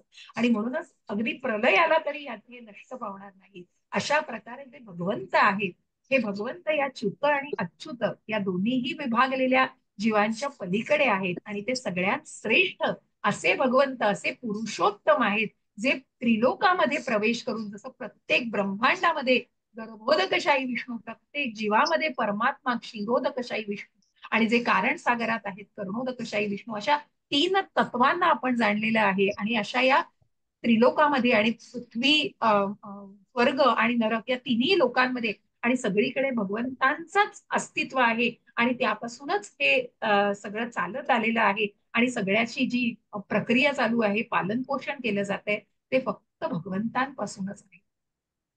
नित्यो नित्यानाम चेतश्चेतनाम, की कशा प्रकारे तात्पर्य की सर्व बद्ध आणि मुक्त जीवामध्ये एकच चेतन पुरुष, पुरुषोत्तम भगवान आहे. मग हे जे तत्व आहे ना, हे प्रत्यक्ष भगवंतांचं तत्व हे प्रत्येक जीवामध्ये आहे. जसं जेव्हा पंडित समदर्शिन आणि प्रत्येक जीवामध्ये 84 लक्ष योनीतील प्रत्येक जीवामध्ये या परमात्म्याचं अस्तित्व आहे. मग का सांगतो आपण जसं कालच्या ह्याच्यात मांसाहार करू नका, कारण की ज्याप्रमाणे दुसऱ्या जीवाला कुठेतरी यातना होतील तसं वागून, कारण तिथे यातना त्या आत्मा आणि परमात्म्याला पण होत आहेत हो.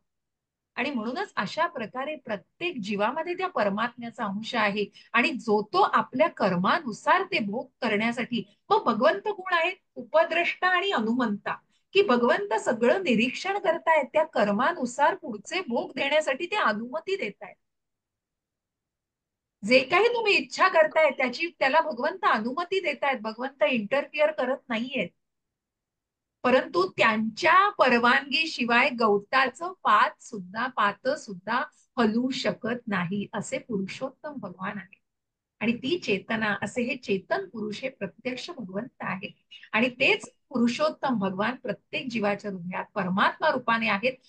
आणि जो बुद्धिमान मनुष्य जो कृष्ण भावनेमध्ये आहे, जसं आपण म्हणतोय की दुसऱ्या अध्यायापासून हे ज्ञान सुरू झालंय, पण ते ज्ञान घेण्या इतकी पात्रता आणि ते यथार्थपणे जाणू शकतोय असा फक्त तो बुद्धिमान मनुष्यच असू शकतो, जो योग्य आध्यात्मिक गुरूंकडून हे ज्ञान घेतोय.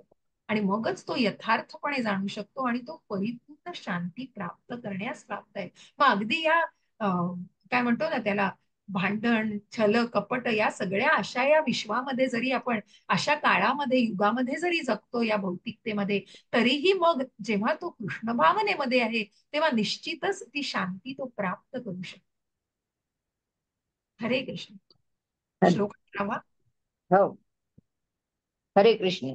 यस्माक्षरं मतीतोः अक्षरादपि चोत्तमः अतोऽस्मि लोके वेदे च प्रथितः पुरुषोत्तमः. हरे कृष्ण. हरे कृष्ण. हरे कृष्णा. मी च्युत आणि अच्युत यांच्याही अतीत, दिव्य आणि सर्वश्रेष्ठ असल्यामुळे जगतामध्ये पुरुषोत्तम म्हणून प्रसिद्ध आहे. तात्पर्य, बद्ध जीव किंवा मुक्त जीवही भगवान श्रीकृष्णांपेक्षा श्रेष्ठ नाहीत, म्हणूनच श्रीकृष्ण पुरुषोत्तम आहेत. आता या श्लोकावरून स्पष्टच आहे की जीव आणि भगवंत यांना आपापले वैयक्तिक स्वरूप आहे. या दोहोंमधील भेद हा आहे की जीव बद्ध अवस्थेत अथवा मुक्त अवस्थेतही असले तरी परिणामात्मक दृष्ट्या ते भगवंताच्या शक्तीपेक्षा श्रेष्ठ होऊ शकत नाहीत. भगवंत आणि जीव सर्व दृष्टीने समान, समस्तर किंवा समरूप आहेत असा विचार करणे चुकीचे आहे. भगवंत आणि जीव यांच्यामध्ये सदैव श्रेष्ठत्व आणि कनिष्ठत्व असतेच. या संदर्भात उत्तम शब्द महत्वपूर्ण आहे. कोणी भगवंतापेक्षा श्रेष्ठ असू शकत नाही. लोके हा शब्द पौरुष आगम स्मृतीशास्त्र असे दर्शवतो. निरुक्ती शब्दकोशामध्ये सांगितल्याप्रमाणे लोक्य ते वेदार्थी अपिनेन, वेदांचे प्रयोजन स्मृतीशास्त्रामध्ये करण्यात आले आहे. भगवंताच्या अंतर्यामी परमात्मा रूपाचेही वेदांमध्ये वर्णन करण्यात आले आहे. वेदांमध्ये छांदोग्य उपनिषद 8.12.3 मध्ये श्लोक आढळतो. आता हा तो पुढे श्लोक आहे, तो काय मी म्हणू शकत नाही. माताजी वाचणार, तुम्ही वाचा. नाही, मी वाचलेलंच नाहीये ना, नाहीतर वाचलं. तर मी पुढे वाचतो. हरकत नाही. तावे पुरुष देहातून बाहेर येणारा परमात्मा निर्विशेष ब्रह्मज्योतीमध्ये प्रवेश करतो आणि नंतर आपल्या आध्यात्मिक स्वरूपामध्येच स्थित राहतो. त्या परमात्म्यालाच पुरुषोत्तम म्हटले जाते. याचा अर्थ असा आहे की परमपुरुष भगवंत आपले आध्यात्मिक तेज प्रदर्शित आणि प्रसारित करीत आहेत आणि हे तेज म्हणजेच सर्वश्रेष्ठ प्रकाश आहे. त्या परमपुरुषाचे अंतर्यामी परमात्मा हेही एक रूप आहे. सत्यवती आणि पराशर मुनींचे पुत्र म्हणून प्रकट होऊन ते स्वतः व्यासदेवांच्या रूपात वैदिक ज्ञानाचे विश्लेषण करतात. हरे कृष्णा. श्रीला प्रभुपाद की जय. हरे कृष्ण. श्रीला प्रभुपाद की जय. आणि म्हणूनच मग इथे जेव्हा च्युत आणि अच्युत यांच्या अतीत दिव्य आणि सर्वश्रेष्ठ असल्यामुळे जगतामध्ये तसेच वेदांमध्ये, जगतामध्ये आणि वेदांमध्ये सर्वश्रेष्ठ असे पुरुषोत्तम म्हणून प्रसिद्ध आहे. मग जगतामध्ये आहेत, मग त्यांच्यापेक्षा श्रेष्ठ कोणी असूच शकत नाही. जे निराकारवादी, जे मायावादी लोक, की मग प्रत्यक्ष मी म्हणजेच भगवंत आहे आणि त्याप्रमाणे मी भगवंत बनू शकतो, मग भगवंतांची सेवा कोण करणार आहे, मग भक्ती कुठे आहे तिथे? याच्या आधी आपण याचं थोडंसं विश्लेषण बघितलं. आणि म्हणून तिथे कुठेतरी भगवंतांपेक्षा श्रेष्ठ कोणी नाही. पुन्हा सांगणं तेच आहे, गुणात्मक दृष्ट्या आपण भगवंतांसारखे आहोत. अचिंत्य भेदाभेद हे अतिशय उत्तम तत्व आपल्याला चैतन्य महाप्रभूंनी स्पष्ट केलेलं आहे. आणि म्हणून गुणात्मक दृष्ट्या आपण भगवंतांसारखे असू शकतो, पण परिमाणक दृष्ट्या नाही. आणि म्हणूनच आपण भगवंत आणि आपण हे सगळ्याच बाबतीमध्ये समरूपच आहोत असा विचार करणं चुकीचं आहे. कारण तिथे अणु आणि विभू हे निश्चितच असणार, कारण आपण अणु आत्मा आहोत आणि तो विभू आत्मा आहे.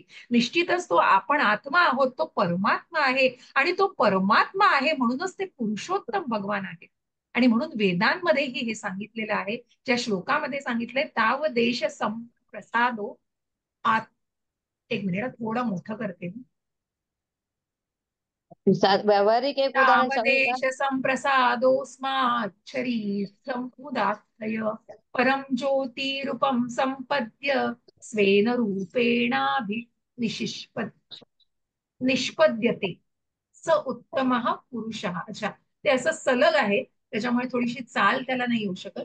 पण स उत्तम पुरुष म्हणजे जिथे पुन्हा पुरुषोत्तमांच, मग सगळ्या त्या ज्या काही आहे परम ज्योती रूपम, की ज्या ब्रह्मज्योती, की त्याचा अर्थ काय आहे, देहातून बाहेर येणारा परम ज्योती रूपम संपद्य, निर्विशेष ब्रह्मज्योतीमध्ये प्रवेश करतो आणि आपल्या आध्यात्मिक स्वरूपामध्येच स्थित असतो. कारण तो मूळ आध्यात्मिक, म्हणूनच जेव्हा आत्मा त्या शरीर सोडलेलं असतं, तो त्या मूळ स्वभावातच असतो. आणि मग तो पुढचं शरीर धारण करतो, ज्याच्यात संकल्पना त्या शरीरामध्ये, जसं आपण म्हणतो वायुर्गंधा निवासियात, त्याप्रमाणे त्या संकल्पना पोचलेल्या असतात. पण तो आत्मा हा त्याच्या आध्यात्मिक स्वरूपात असतो, कारण तो परमात्मा तिथे असतो. जसं आपण कठोपनिषदामध्ये बघतो की तो परमात्मा आणि आत्मा, ज्या क्षेत्रज्ञ विभाग योगात आपण बघितलं की ते दोन क्षेत्रज्ञ आहेत. हा परमात्मा जो आहे, हा परमात्मा प्रत्येक हृदयामध्ये वसलेला आहे. आणि जी चेतना आहे, आत्म्याला जी मिळणारी चेतना आहे, ती या परमात्म्यापासूनच आहे. आणि म्हणूनच हे परमपुरुष आपले आध्यात्मिक तेज प्रदर्शित आणि प्रसारित करीत आहेत. ते तेज म्हणजेच सर्व श्रेष्ठ प्रकाश आहे. या परम पुरुषाचे अंतर्यामी परमात्मा हे एक रूप आहे, जे क्षुर्योदकशाही विष्णू म्हणून आपण म्हणतो. अंतर्यामी परमात्मा रूपाने बसलेले आहेत प्रत्येकाच्या हृदयामध्ये. आणि हे वेदांमध्ये कोणी सांगितलंय, तर प्रत्यक्ष श्रीकृष्णांनी, मग पराशर मुनी आणि सत्यवती देवी यांच्या पोटी जन्म ज्यांनी घेतलेला आहे ते व्यासदेव, आणि त्यांनीच या वेदांचं सगळं संकलन केलेलं आहे. ते प्रत्यक्ष श्रीकृष्णच आहेत की ज्यांनी या वेदांचं संकलन केलेलं आहे. आणि म्हणूनच वेदैश्च सर्वैरहमी व वेद्यो, कारण हे सगळे वेद लिहिणारे, वेद जाणणारे आणि वेदांना समजावणारे हे प्रत्यक्ष भगवंतच आहेत, जे पुरुषोत्तम आहे, जे या च्युत आणि अच्युत याच्याही पलीकडे, जसं आपण गुणातीत म्हणतो, तसं याही स्तराच्या ते अतीत आहेत. आणि असे ते भगवंत आहेत. हरे कृष्ण माताजी. बोला बोला माताजी. गुणात्मक दृष्ट्या आपण एक आहोत, परंतु शक्तीत दृष्ट्या एक व्यवहारातलं उदाहरण सांगू का? सांगा ना, नक्की. पुष्कळ उदाहरण आहेत अशी. हा, समुद्रात समजा एक बादलीभर पाणी घेतलं, तर बरोबर दोन्ही पाण्याचे गुणधर्म सारखेच आहे. बरोबर. परंतु समुद्रात टाकलेली वस्तू परत फेकून द्यायची जी क्षमता समुद्रामध्ये आहे, ती बादलीतल्या पाण्यात नाही. बरोबर. म्हणून गुणात्मक दृष्ट्या दोन्ही एक असलं तरी शक्तीत्मक दृष्ट्या तो परम आहे आणि हा नाही. अगदीच, अगदी बरोबर. तसं काय माताजी, बादली कुठे घ्यायला गेला, एक थेंब पण खारट आहे आणि अख्खा समुद्रही खारटच आहे. ती हा, खारटपणा ही गुण आहे, मी तो आपलं गुण साधारण निश्चित एक उदाहरण आहे. घेतलं की नाही, चांगलं आहे, चांगलं उदाहरण. हरिबोल हरिबोल, चांगलं. हेच सांगण्याचं, जसं आपण अग्नीचं म्हणतो, एक ठिणगीमध्येही अग्नी आहे, पण सगळ्या अग्नीमध्ये जो प्रखरता आहे ती त्या एका ठिणगीमध्ये नाहीये. म्हणूनच गुणात्मक दृष्ट्या जो गुण आहे तो निश्चितच एक आहे. पण जो निराकारवादी आणि जे मायावादी लोक सांगतायत की आपण म्हणजेच तसे आहोत आणि आपण भगवंतांसारखेच आहोत, तो कन्सेप्ट कुठेतरी नाही. तर अचिंत्य भेदाभेद हा जो कन्सेप्ट आहे, गुणात्मक दृष्ट्या आणि परिमाणात्मक दृष्ट्या, हे जे जो भिन्नता दाखवलेली आहे ती महत्वाची. हरे कृष्ण. हरे श्लोक कृष्ण. हरे 19वा. कृष्ण माताजी. एक हा, बोला विचारायचं आहे. बोला प्रभूजी. मृत्यू समयी परमात्मा आधी देह सोडतो आणि मग आत्मा देह सोडतो का? का दोन्ही एकत्र सोडतात? याच्यामध्ये हा, दोन्ही एकदम सोडतात असं दिलंय. कारण ऐश्वर्या माताजींशी एकदा बोललो होतो, तर अजूनही मी विचारू आपण प्राणचैतन्य प्रभूजींना, मलाही याचं ज्ञान पूर्ण नाहीये, पण आत्मा आणि परमात्मा हे एकत्रच सोडतात असं सांगितलंय त्यांनी. आणि मग ते आपल्या आध्यात्मिक स्वरूप स्थितीमध्ये असतात सोडल्यानंतर. पण तरीही याच्यावर काही संदर्भ असतील तर मी तुम्हाला नीट माहिती देऊन अजून सांगेन. आणि हा परमात्मा प्रथम ब्रह्मज्योतीमध्ये जाऊन नंतर आध्यात्मिक जगतात स्थित होतो. बरोबर असंच आहे ना? बरोबर बरोबर बरोबर. ठीक आहे, ठीक आहे. येस प्रभू. परमात्मा तर तिथेच असतो ना, त्याचा परमात्मा एक हा अंश. तिथेच असतो, पण जेव्हा आत्मा सोडतो, जी चेतना निघून जाते माताजी, मग तिथे आत्मा परमात्मा दोघही नसतात. हा नस दोघे नाही, पण आत्मा आधी शरीर सोडतो अगदी बरोबर. आणि मग पण त्या परमात्मा जातो. म्हणून आपल्याकडे म्हणतात बघा की अमुक एक व्यक्ती निजधामच गेली. निजधामच म्हणजे कोणतं? मूळ परमात्मा हे त्याचं स्वतःचं घर आहे आणि त्याच्यातला एक अंश आपल्या शरीरात आला, तो परत तिथे गेला म्हणजे निजधामास गेला, म्हणजेच स्वतःच्या घरी गेला. भगवत धामामध्ये गेला ना, त्या परमात्मा रूपात. हा, पण थोडस याच्यावर अजून विश्लेषण आहे, तर मी नक्की अजून आपल्याला काही सविस्तर माहिती मिळाली तर नक्की सांगेन प्रभूजी. फेसबुकवर टाक. हरे कृष्ण हरे कृष्ण. अरे 19 ना. हो, 19वा. हरे कृष्ण. यो मामेवम सम्मूढो जानाति पुरुषोत्तमं स सर्वविद् भजति मां सर्वभावेन भारत. हरे कृष्ण. हरे कृष्णा. जो मला संशय रहित होऊन पुरुषोत्तम भगवान म्हणून जाणतो तो सर्वज्ञ होय. म्हणून हे भारता, तो माझ्या भक्तिमय सेवेमध्ये पूर्णपणे संलग्न होतो. तात्पर्य. प्रभूजी शेवटचा पॅरेग्राफ वाचा. भजती. हो. तात्पर्य. भजती हा शब्द अत्यंत महत्वपूर्ण आहे. भजती हा शब्द अनेक ठिकाणी भगवत सेवेच्या संदर्भात योजला आहे.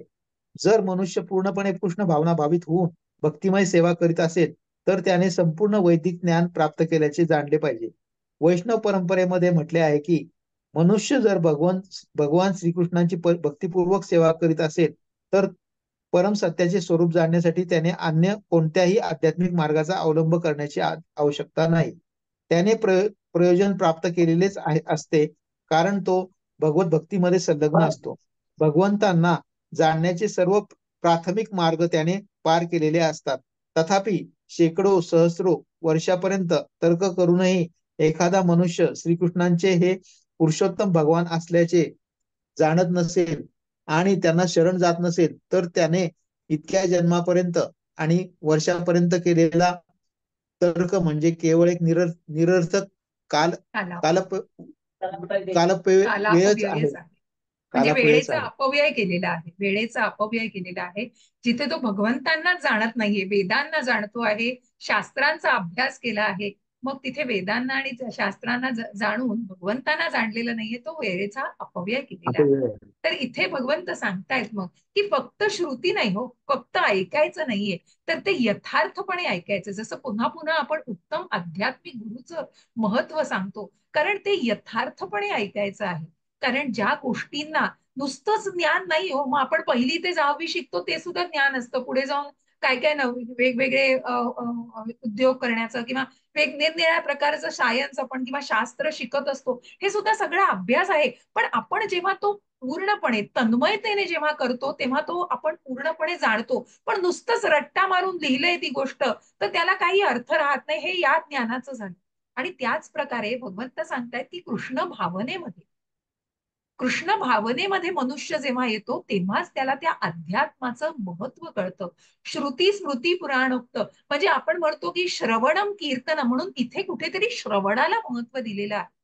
श्रवण करणं हे जास्त महत्व आहे. कारण तुम्ही जास्तीत जास्त जितकं ऐकाल, जितकं तुमच्या कानावर जास्तीत जास्त पडेल, तितक्या ज्ञानाने तुम्हीही ते कीर्तनात देऊ शकाल. आणि म्हणून तिथे भजती हा शब्द की भगवत सेवेच्या संदर्भात हा योजलेला आहे. ज्या सेवेमध्ये आपण नवविध भक्तीच्या सेवांना पण जाणतो, तिथे श्रवणम, कीर्तनम, अर्चनम, वंदनम, पाद्य सेवनम, साख्यम, दास्यम, आत्मनिवेदनम, या सगळ्या भगवंतांच्या केलेल्या नवविध भक्तीच्या सेवा आहेत. आणि म्हणूनच भगवंत इथे सांगता आहेत की जो भगवत भक्तीमध्ये संलग्न आहे त्यांनी ते प्रयोजन म्हणजे जो अभ्युदय आहे प्रयत्न, पहिले सुरुवातीला काय तर संबंध, सुरुवातीला तो भक्त भगवंत संबंध तयार झाला पाहिजे, कारण तिथे श्रद्धा पाहिजे. श्रद्धा असली तर तो साधू संघात जाईल, तर त्याला त्या लोकांमध्ये जाण्याची बुद्धी होईल, कारण त्याला कुठेतरी ती आध्यात्मिकता त्या मार्गावरती निश्चितच उन्नत करेल. आणि मग ती भजन क्रिया, जे कीर्तन केलं जाईल, जो संकीर्तन केलं जाईल, नामस्मरण केलं जाईल, त्याने तो स्वतःला त्या भौतिकतेपासून कुठेतरी दूर नेण्याचा प्रयत्न करू शकेल. प्रपंचात आहोत हो, जबाबदाऱ्या सगळ्या सांभाळायच्या आहेत. याचा अर्थ असा नाही की त्याची सतत ओढ पाहिजे, सतत मला ग्रीड पाहिजे, कुठेतरी सतत मला हे हवंय, मला ते हवंय, संपतच नाहीये हो. ते कुठेतरी एंडलेस आहे हे सगळं. आणि म्हणूनच मग ते यथार्थपणे जेव्हा जाणलं जाईल, तरच त्या भौतिकतेमधून अनर्थ निवृत्ती, मग ती भगवंतांप्रती रुची, निष्ठा, आणि मग ते आसक्ती जी आहे ती कृष्णाप्रती आसक्ती, भावभक्ती आणि प्रेमभक्तीच्या रूपापर्यंत, त्या स्तरापर्यंत जाऊ शकते. भगवंतांना जाणण्याच्या सर्व प्राथमिक मार्गांना त्याने पार केलेलं असतं. असा तो भगवत भक्त असतो, असा तो शुद्ध भक्त असतो. आणि म्हणूनच शेकडो हजारो वर्षांपर्यंत. पण म्हणून आपण जेव्हा उदाहरण घेतो बघा, एक चांभार आणि एखाद्या ब्राह्मणाचं, तुम्हाला ती गोष्ट इथे मला सांगावीशी वाटते, की मग जेव्हा नारद मुनी त्या चांभाराकडे, जेव्हा ब्राह्मणाकडे गेलेले होते, ज्ञान सगळं घेतलेलं होतं हो, अगदी वेदांचा, शास्त्रांचा सगळ्याचा अभ्यास केलेला होता. प्रश्न मनामध्ये एक होता की मला मोक्ष कधी मिळणार आहे, आणि नारद मुनींद्वारा तो प्रश्न विष्णूंपर्यंत, नारायणांपर्यंत विचारला जातो. आणि मग तो प्रश्न ब्राह्मणाकडून आणि चांभाराकडून, तिथून नारद मुनी विष्णूंकडे जातात आणि विचारतात की यांना दोघांना कधी मिळणार आहे मोक्ष प्राप्ती, असं त्यांनी विचारलेलं आहे. आणि मग तेव्हा जे उत्तर नारायण देत आहेत की ब्राह्मणाला अजून 100 जन्म घ्यावे लागतील, पण चांभाराला मात्र या जन्माच्याच शेवटी त्याला भगवत धाम मिळणार आहे, त्याला वैकुंठवास मिळणार आहे. मग हे ऐकून नारद अवाक होतात, पण भगवंतांनी सांगितलंय हो, जिथे भगवंत सांगतायत. आणि मग मी हे सांगताना काय करत होतो, तर मी सुईच्या टोकामधून हत्तीला विणत होतो, मी हत्ती ओवत होतो रादर, हे तुम्ही सांगा. तेव्हा नारद मुनी जसं भगवंत सांगतायत तसं त्यांचं सगळी तशीच्या तशी उत्तर, तसंच तसं उत्तर घेऊन आणि त्यांची आज्ञा शिरसावंत म्हणून ते त्या ब्राह्मणाकडे आणि चांभाराकडे परत जातात.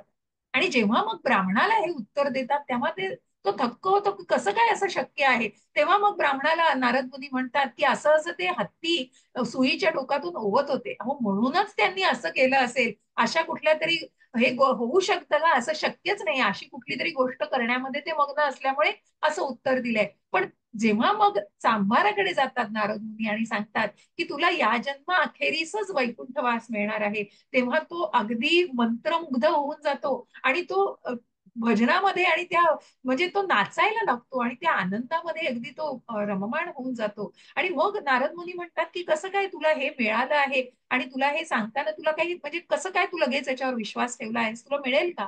तर तेव्हा भगवंत नारद मुनी त्यांना सांगतात, आणि हे करताना भगवंत असं असं सुईच्या टोकातून हत्तीला ओवत होते.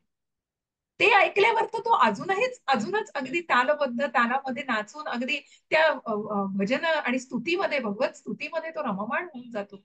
मग नारद मुनी म्हणतात, कस काय तू विश्वास ठेवलास हो याच्यावरती. आणि मग तिथे त्यांनी ती बियाणं उचललेलं आहे.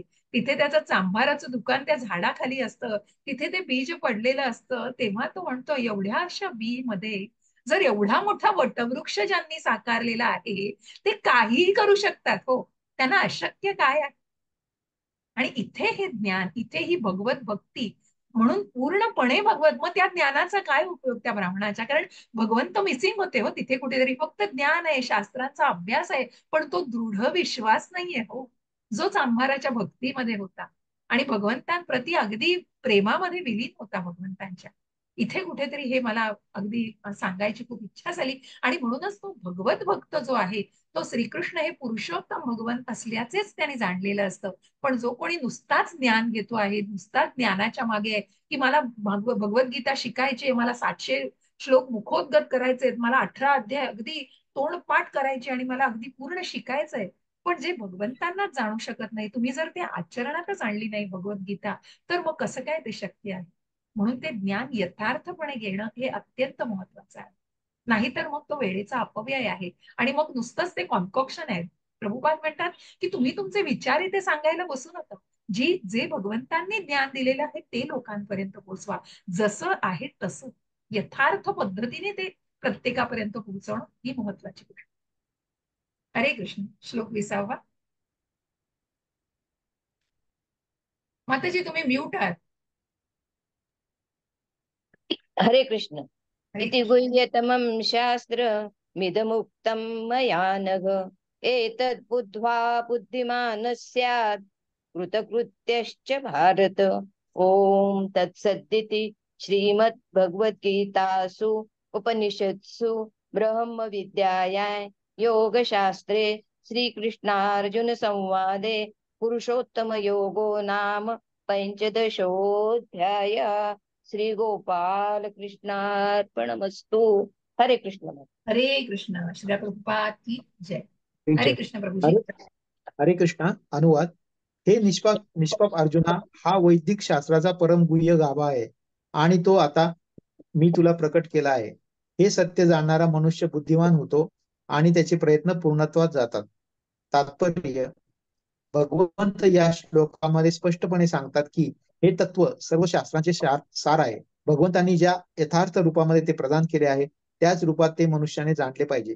अशा रीतीने मनुष्य बुद्धिमान आणि दिव्य ज्ञानामध्ये परिपूर्ण होईल.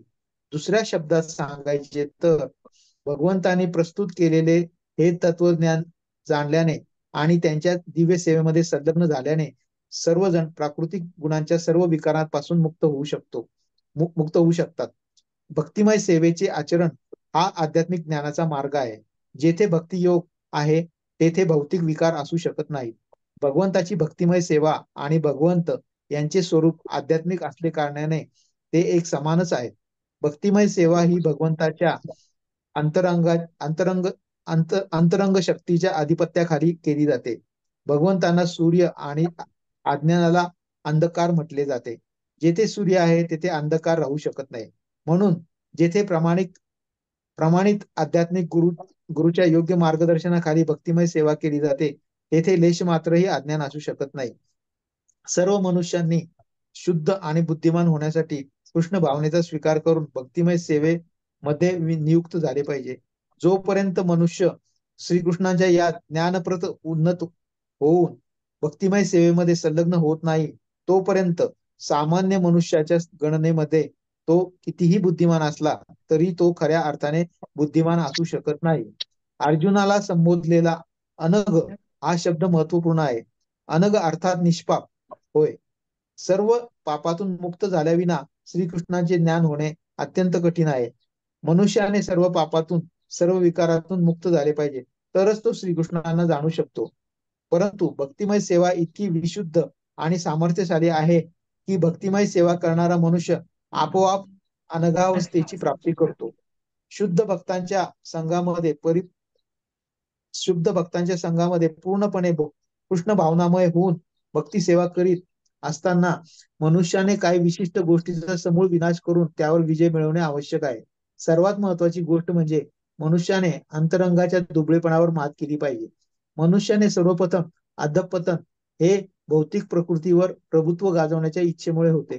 त्यामुळे तो भगवंताच्या दिव्य प्रेममय सेवेचा त्याग करतो. अंतःकरणाचा दुसरा दुबळेपणा म्हणजे मनुष्याची भौतिक प्रकृतीवर स्वामित्व गाजवण्याची प्रवृत्ती वाढली की पदार्थामध्ये आणि पदार्थांचा संग्रह करण्यामध्येच तो आसक्त होतो. भौतिक अस्तित्वाच्या समस्या या अंतःकरणाच्या दुबळेपणामुळे निर्माण होतात. या अध्यायातील पहिले 5 श्लोक अंतःकरणाच्या दुबळेपणापासून मुक्त होण्याच्या विधीचे वर्णन करतात आणि उर्वरित अध्यायामध्ये 6व्या पासून ते शेवटच्या श्लोकापर्यंत पुरुषोत्तम योगाचे वर्णन करण्यात आले आहे. अशा रीतीने भगवद्गीतेच्या पुरुषोत्तम योग नामक 15व्या अध्यायातील भक्ती वेदांत भाष्य संपन्न.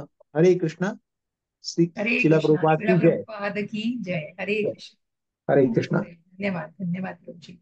तर अशा प्रकारे हे जे ज्ञान, ह्या ज्ञानाचा गुह्य गाभा भगवंतांनी हे जे वेदांचं ज्ञान म्हणून या अध्यायाच्या पहिल्या 5 श्लोकात फक्त जसं आपण 14वा अध्याय संपवून आपण जेव्हा त्या ब्रह्मस्तरापर्यंत भगवंतांनी सांगितलंय कसे पोहोचतो, कारण गुणातीत झाल्यावर आणि म्हणून तिथे कुठेतरी त्या भौतिकतेमधून आपण बाहेर येऊ शकतो. पण ती भौतिकतेतून बाहेर येण्यासाठी त्या दुबळेपणावरती मात करण्याचं जे पहिल्या 5 गोष्टींमध्ये भगवंतांनी या श्लोकांमध्ये सांगितलं की तिथे छाटून टाका, ती मुळच छाटून टाका, त्याला छेदून टाका. कारण असा हा जो भौतिक रूपी जो वटवृक्ष आहे, ज्याची मुळं जी आहेत ती वरती ऊर्ध्व मूल, आणि म्हणूनच ती मुळं वर, पण या शाखा ज्या आहेत त्या शाखा, आणि कुठेतरी ही भौतिकता जी आहे ती त्या फांद्यांवरून, एका फांदीवरून दुसऱ्या फांदीवर, अशा प्रकारे त्या अशाश्वत दुःखालयांमधून ते जन्म, आणि मग खालच्या योनीमध्ये कशा प्रकारे मनुष्य जन्म घेऊ शकतो, अशा प्रकारचं सगळं ज्ञान दिलेलं आहे. पण तेव्हापासून 6व्या श्लोकापासून भगवंत पुरुषोत्तम युगाला, आणि मग कशा प्रकारे भगवंतांनी जसं 7व्या आणि 10व्या अध्यायामध्ये त्यांचं ऐश्वर्य, त्यांची उपासना कुठे करावी, प्रत्यक्ष जेव्हा अर्जुन भगवंतांना विचारतोय तेव्हा त्यांचं ऐश्वर्य भगवंत दाखवत आहेत. आणि मग शेवटी सांगतायत तो शेवटच्या श्लोकात की कशासाठी एवढा प्रपंच, हा ऐश्वर्य ऐकण्याची, कारण मी एका अंशातून सगळ्या त्या विश्वाला विभागलेलं आहे, विश्वाला सगळ्या संलग्न केलेला आहे, आणि त्या विश्वाला व्यापलेलं आहे. कारण एका अंशातून, कारण आपण ममई वांशो जीव लोके, कारण तो जो परमात्मा आहे हा प्रत्येकाच्या हृदयामध्ये वसलेला आहे. आणि ज्या 3 रूपानं आपण म्हणतो क्षीरोदकशाही विष्णू, गर्भोदकशाही विष्णू, कर्मोदकशाही विष्णू, असं हे क्षीरोदकशाही विष्णू परमात्मा रूपाने प्रत्येक जीवाच्या हृदयामध्ये आहे. पराशक्तीचाच हा जीव भाग आहे, पण ती भौतिकता कुठेतरी त्याला बद्ध करते आहे. आणि ते कशामुळे, तर ती बद्धता कशामुळे, ती अज्ञानामुळे आहे. म्हणून इथे भगवान सूर्याप्रमाणे, आणि तो अज्ञान रूपी अंधकार आहे. जिथे भगवंत आहेत, जिथे सूर्य आहे तिथे अंधकार असूच शकत नाही, जिथे भगवंत आहेत तिथे अज्ञान असूच शकत नाही. आणि म्हणून वेदांद्वारे प्रत्यक्ष पराशर मुनी आणि सत्यवतीच्या पोटी जन्म घेऊन ज्या व्यासदेवांनी जे भागवत लिहिलं तिथे प्रत्यक्ष भगवंतांना वर्णिलेलं आहे. आणि म्हणून भगवंत हे वेदांचे संपादक आहेत. मग जिथे अर्जुनाला अनघ म्हणून वर्णन केलेलं आहे, निष्पाप आहे हो, निर्मळ मनाचा आहे, म्हणून तर मनात करुणा येत आहेत हो. आपलेच आप्त आहेत, आपल्याच भावंडांविरुद्ध मी कसा युद्ध करू, कारण जरी इतका त्रास दिला आहे तरी मनाने निर्मळ आहे हो, कारण भगवंतांचा भक्त आहे तो. ती करुणा फक्त त्या निष्पाप व्यक्तीमध्येच येऊ शकते. असा हा निष्पाप अर्जुन आहे, आणि तो भगवंतांचा भक्त होणे, आणि त्या ज्ञानाने भगवंतांनी त्याला अजूनही त्याचे दृष्टिकोन बदलवलेले आहेत. जसं म्हटलं की गुरु, एका आध्यात्मिक गुरु हा त्या शिष्याचं जेव्हा त्यांनी प्रत्यक्ष शरणागती पूर्ण भगवंतांना पूर्णपणे ज्यांनी शरण गेलेला आहे अर्जुन, आणि सांगितलं की मला आता तुम्ही सांगा यथेच्छ माझ्यासाठी काय आहे, योग्य काय आहे, तेव्हा तो उत्तम आध्यात्मिक गुरु अशा अंशातून सगळ्या गोष्टी सांगतो की निश्चितच त्या प्रत्येक गोष्टीकडे बघण्याचा दृष्टिकोनच बदलतो, आणि ते फक्त त्या ज्ञानाने शक्य आहे. आणि म्हणून इथे उत्तम आध्यात्मिक गुरुने ते ज्ञान देणं हे खूप गरजेची गोष्ट आहे. आणि तरच मग त्या मनाचा दुबळेपणा, आणि मग या सगळ्यासाठी जसं आपण म्हणतो भगवत भक्ती, भगवंतांची सेवा, नामस्मरण, हे सगळे जसं त्या गोलोक धामामध्ये जाण्यासाठी तो जो धागा आहे ना, त्या धाग्यावरती लिहिलंय हरे कृष्ण कृष्ण कृष्ण हरे हरे, हरे राम राम राम हरे हरे. तो धागाच त्या गोलोकापर्यंत पोहोचवणार आहे हो.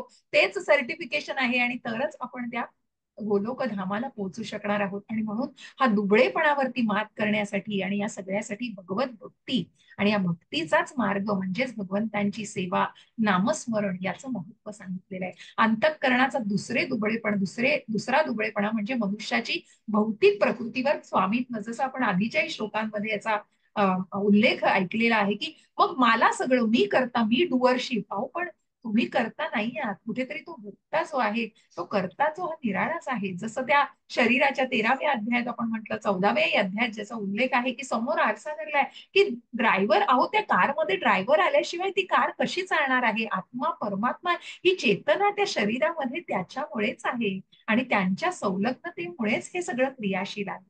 आणि म्हणून ती जी डुअरशिप आहे ना, ती कुठेतरी तो मी जो आहे ना, तो मी बाजूला ठेवणं, तो अहंकार बाजूला ठेवणं हे खूप गरजेचं आहे. आणि ते फक्त त्या आध्यात्मिक उन्नतीमुळे शक्य आहे.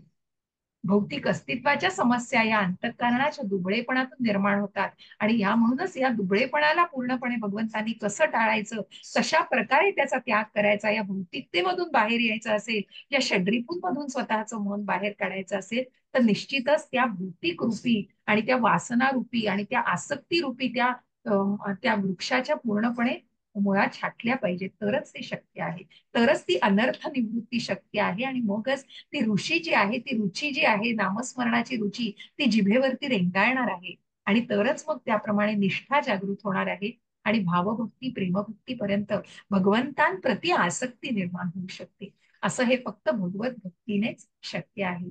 आणि अशा प्रकारे भगवंतांनी याचं वर्णन पुरुषोत्तम या आपल्या योगामध्ये केलेला आहे. आणि इथे आपला पुरुषोत्तम योग हा अध्याय संपन्न होत आहे. हरे कृष्ण. श्रीला प्रभुपाद की जय. जय. तुम्हाला काहीही प्रश्न असतील तर कृपया विचारावे. छान समजलं. हरे कृष्ण. हरे कृष्ण. मग उतोळा व्याध्याला तुम्ही नाही येत का? नाही, क्षितिजा माताजी घेत आहेत आणि मग पुन्हा अन्वया माताजी तुमचा 17-18वा अध्याय घेतील. बर. ठीक मग आहे. साधारणपणे चातुर्मास सुरू होईपर्यंत 18वा अध्याय संपेल का? हो, नक्कीच संपेल. पुढच्या आठवड्यात तुमचं संपेल 18वा अध्याय. कारण अन्वया माताजींनाच काही थोडी अडचण म्हणून त्यांनी मला विनंती केलेली, तर मग मी या आठवड्यात घेतलेत. आता मला वाटतं आता सोमवार मंगळवारी क्षितिजा माताजींनी 16वा संपवला, तर त्या आठवड्यात कदाचित तुमचा पूर्ण होईल 18 अध्याय. पूर्ण अगदी 18 अध्यायच मोठा आहे 18वा, तर त्याला थोडा वेळ लागेल मला वाटतं. तर कदाचित 17वा होईल पूर्ण, पण थोडा त्याला 1-2 आठवड्याचा कालावधी तरी जाईल. अन्वया माताजी सांगू शकतील तुम्हाला ते. आणि पुन्हा मग जुलैमध्ये, साधारण जुलैच्या पहिल्या आठवड्यापासून दुसरा वर्ग माझा सुरू होतोय दुसऱ्या अध्यायाचा. आणि मग तुम्ही ज्यांना तिसऱ्या स्तरावर जायचंय त्यांनी तिसऱ्या स्तरावर जाऊ शकता. तर आपला एक दुसऱ्या स्तराचा वर्ग सुद्धा जुलैच्या पहिल्या आठवड्यामध्ये सुरू होणार आहे. पण अरे, जुलैपासून चातुर्मास सुरू होतोय ना. बरं बरं. हो, आमचं तुमचं जपाचं तुमची अनुष्ठान सुरू होत, उपासना सुरू होईल. बरोबर बरोबर. जप होतं सुरू आमचं. नक्कीच नक्कीच, हरकत नाही. जशी तुम्हाला सवड असेल, जसा तुम्हाला वेळ हा. असेल त्याप्रमाणे तुम्ही येऊ शकता. ठीक आहे. भागवत पण असतं ना. हो हो, नक्कीच नक्कीच. आणि तुमचं ते सगळं म्हणजे चातुर्मासाचं तुमचं बरंच असतं ना. हो. नक्कीच. हरे कृष्ण.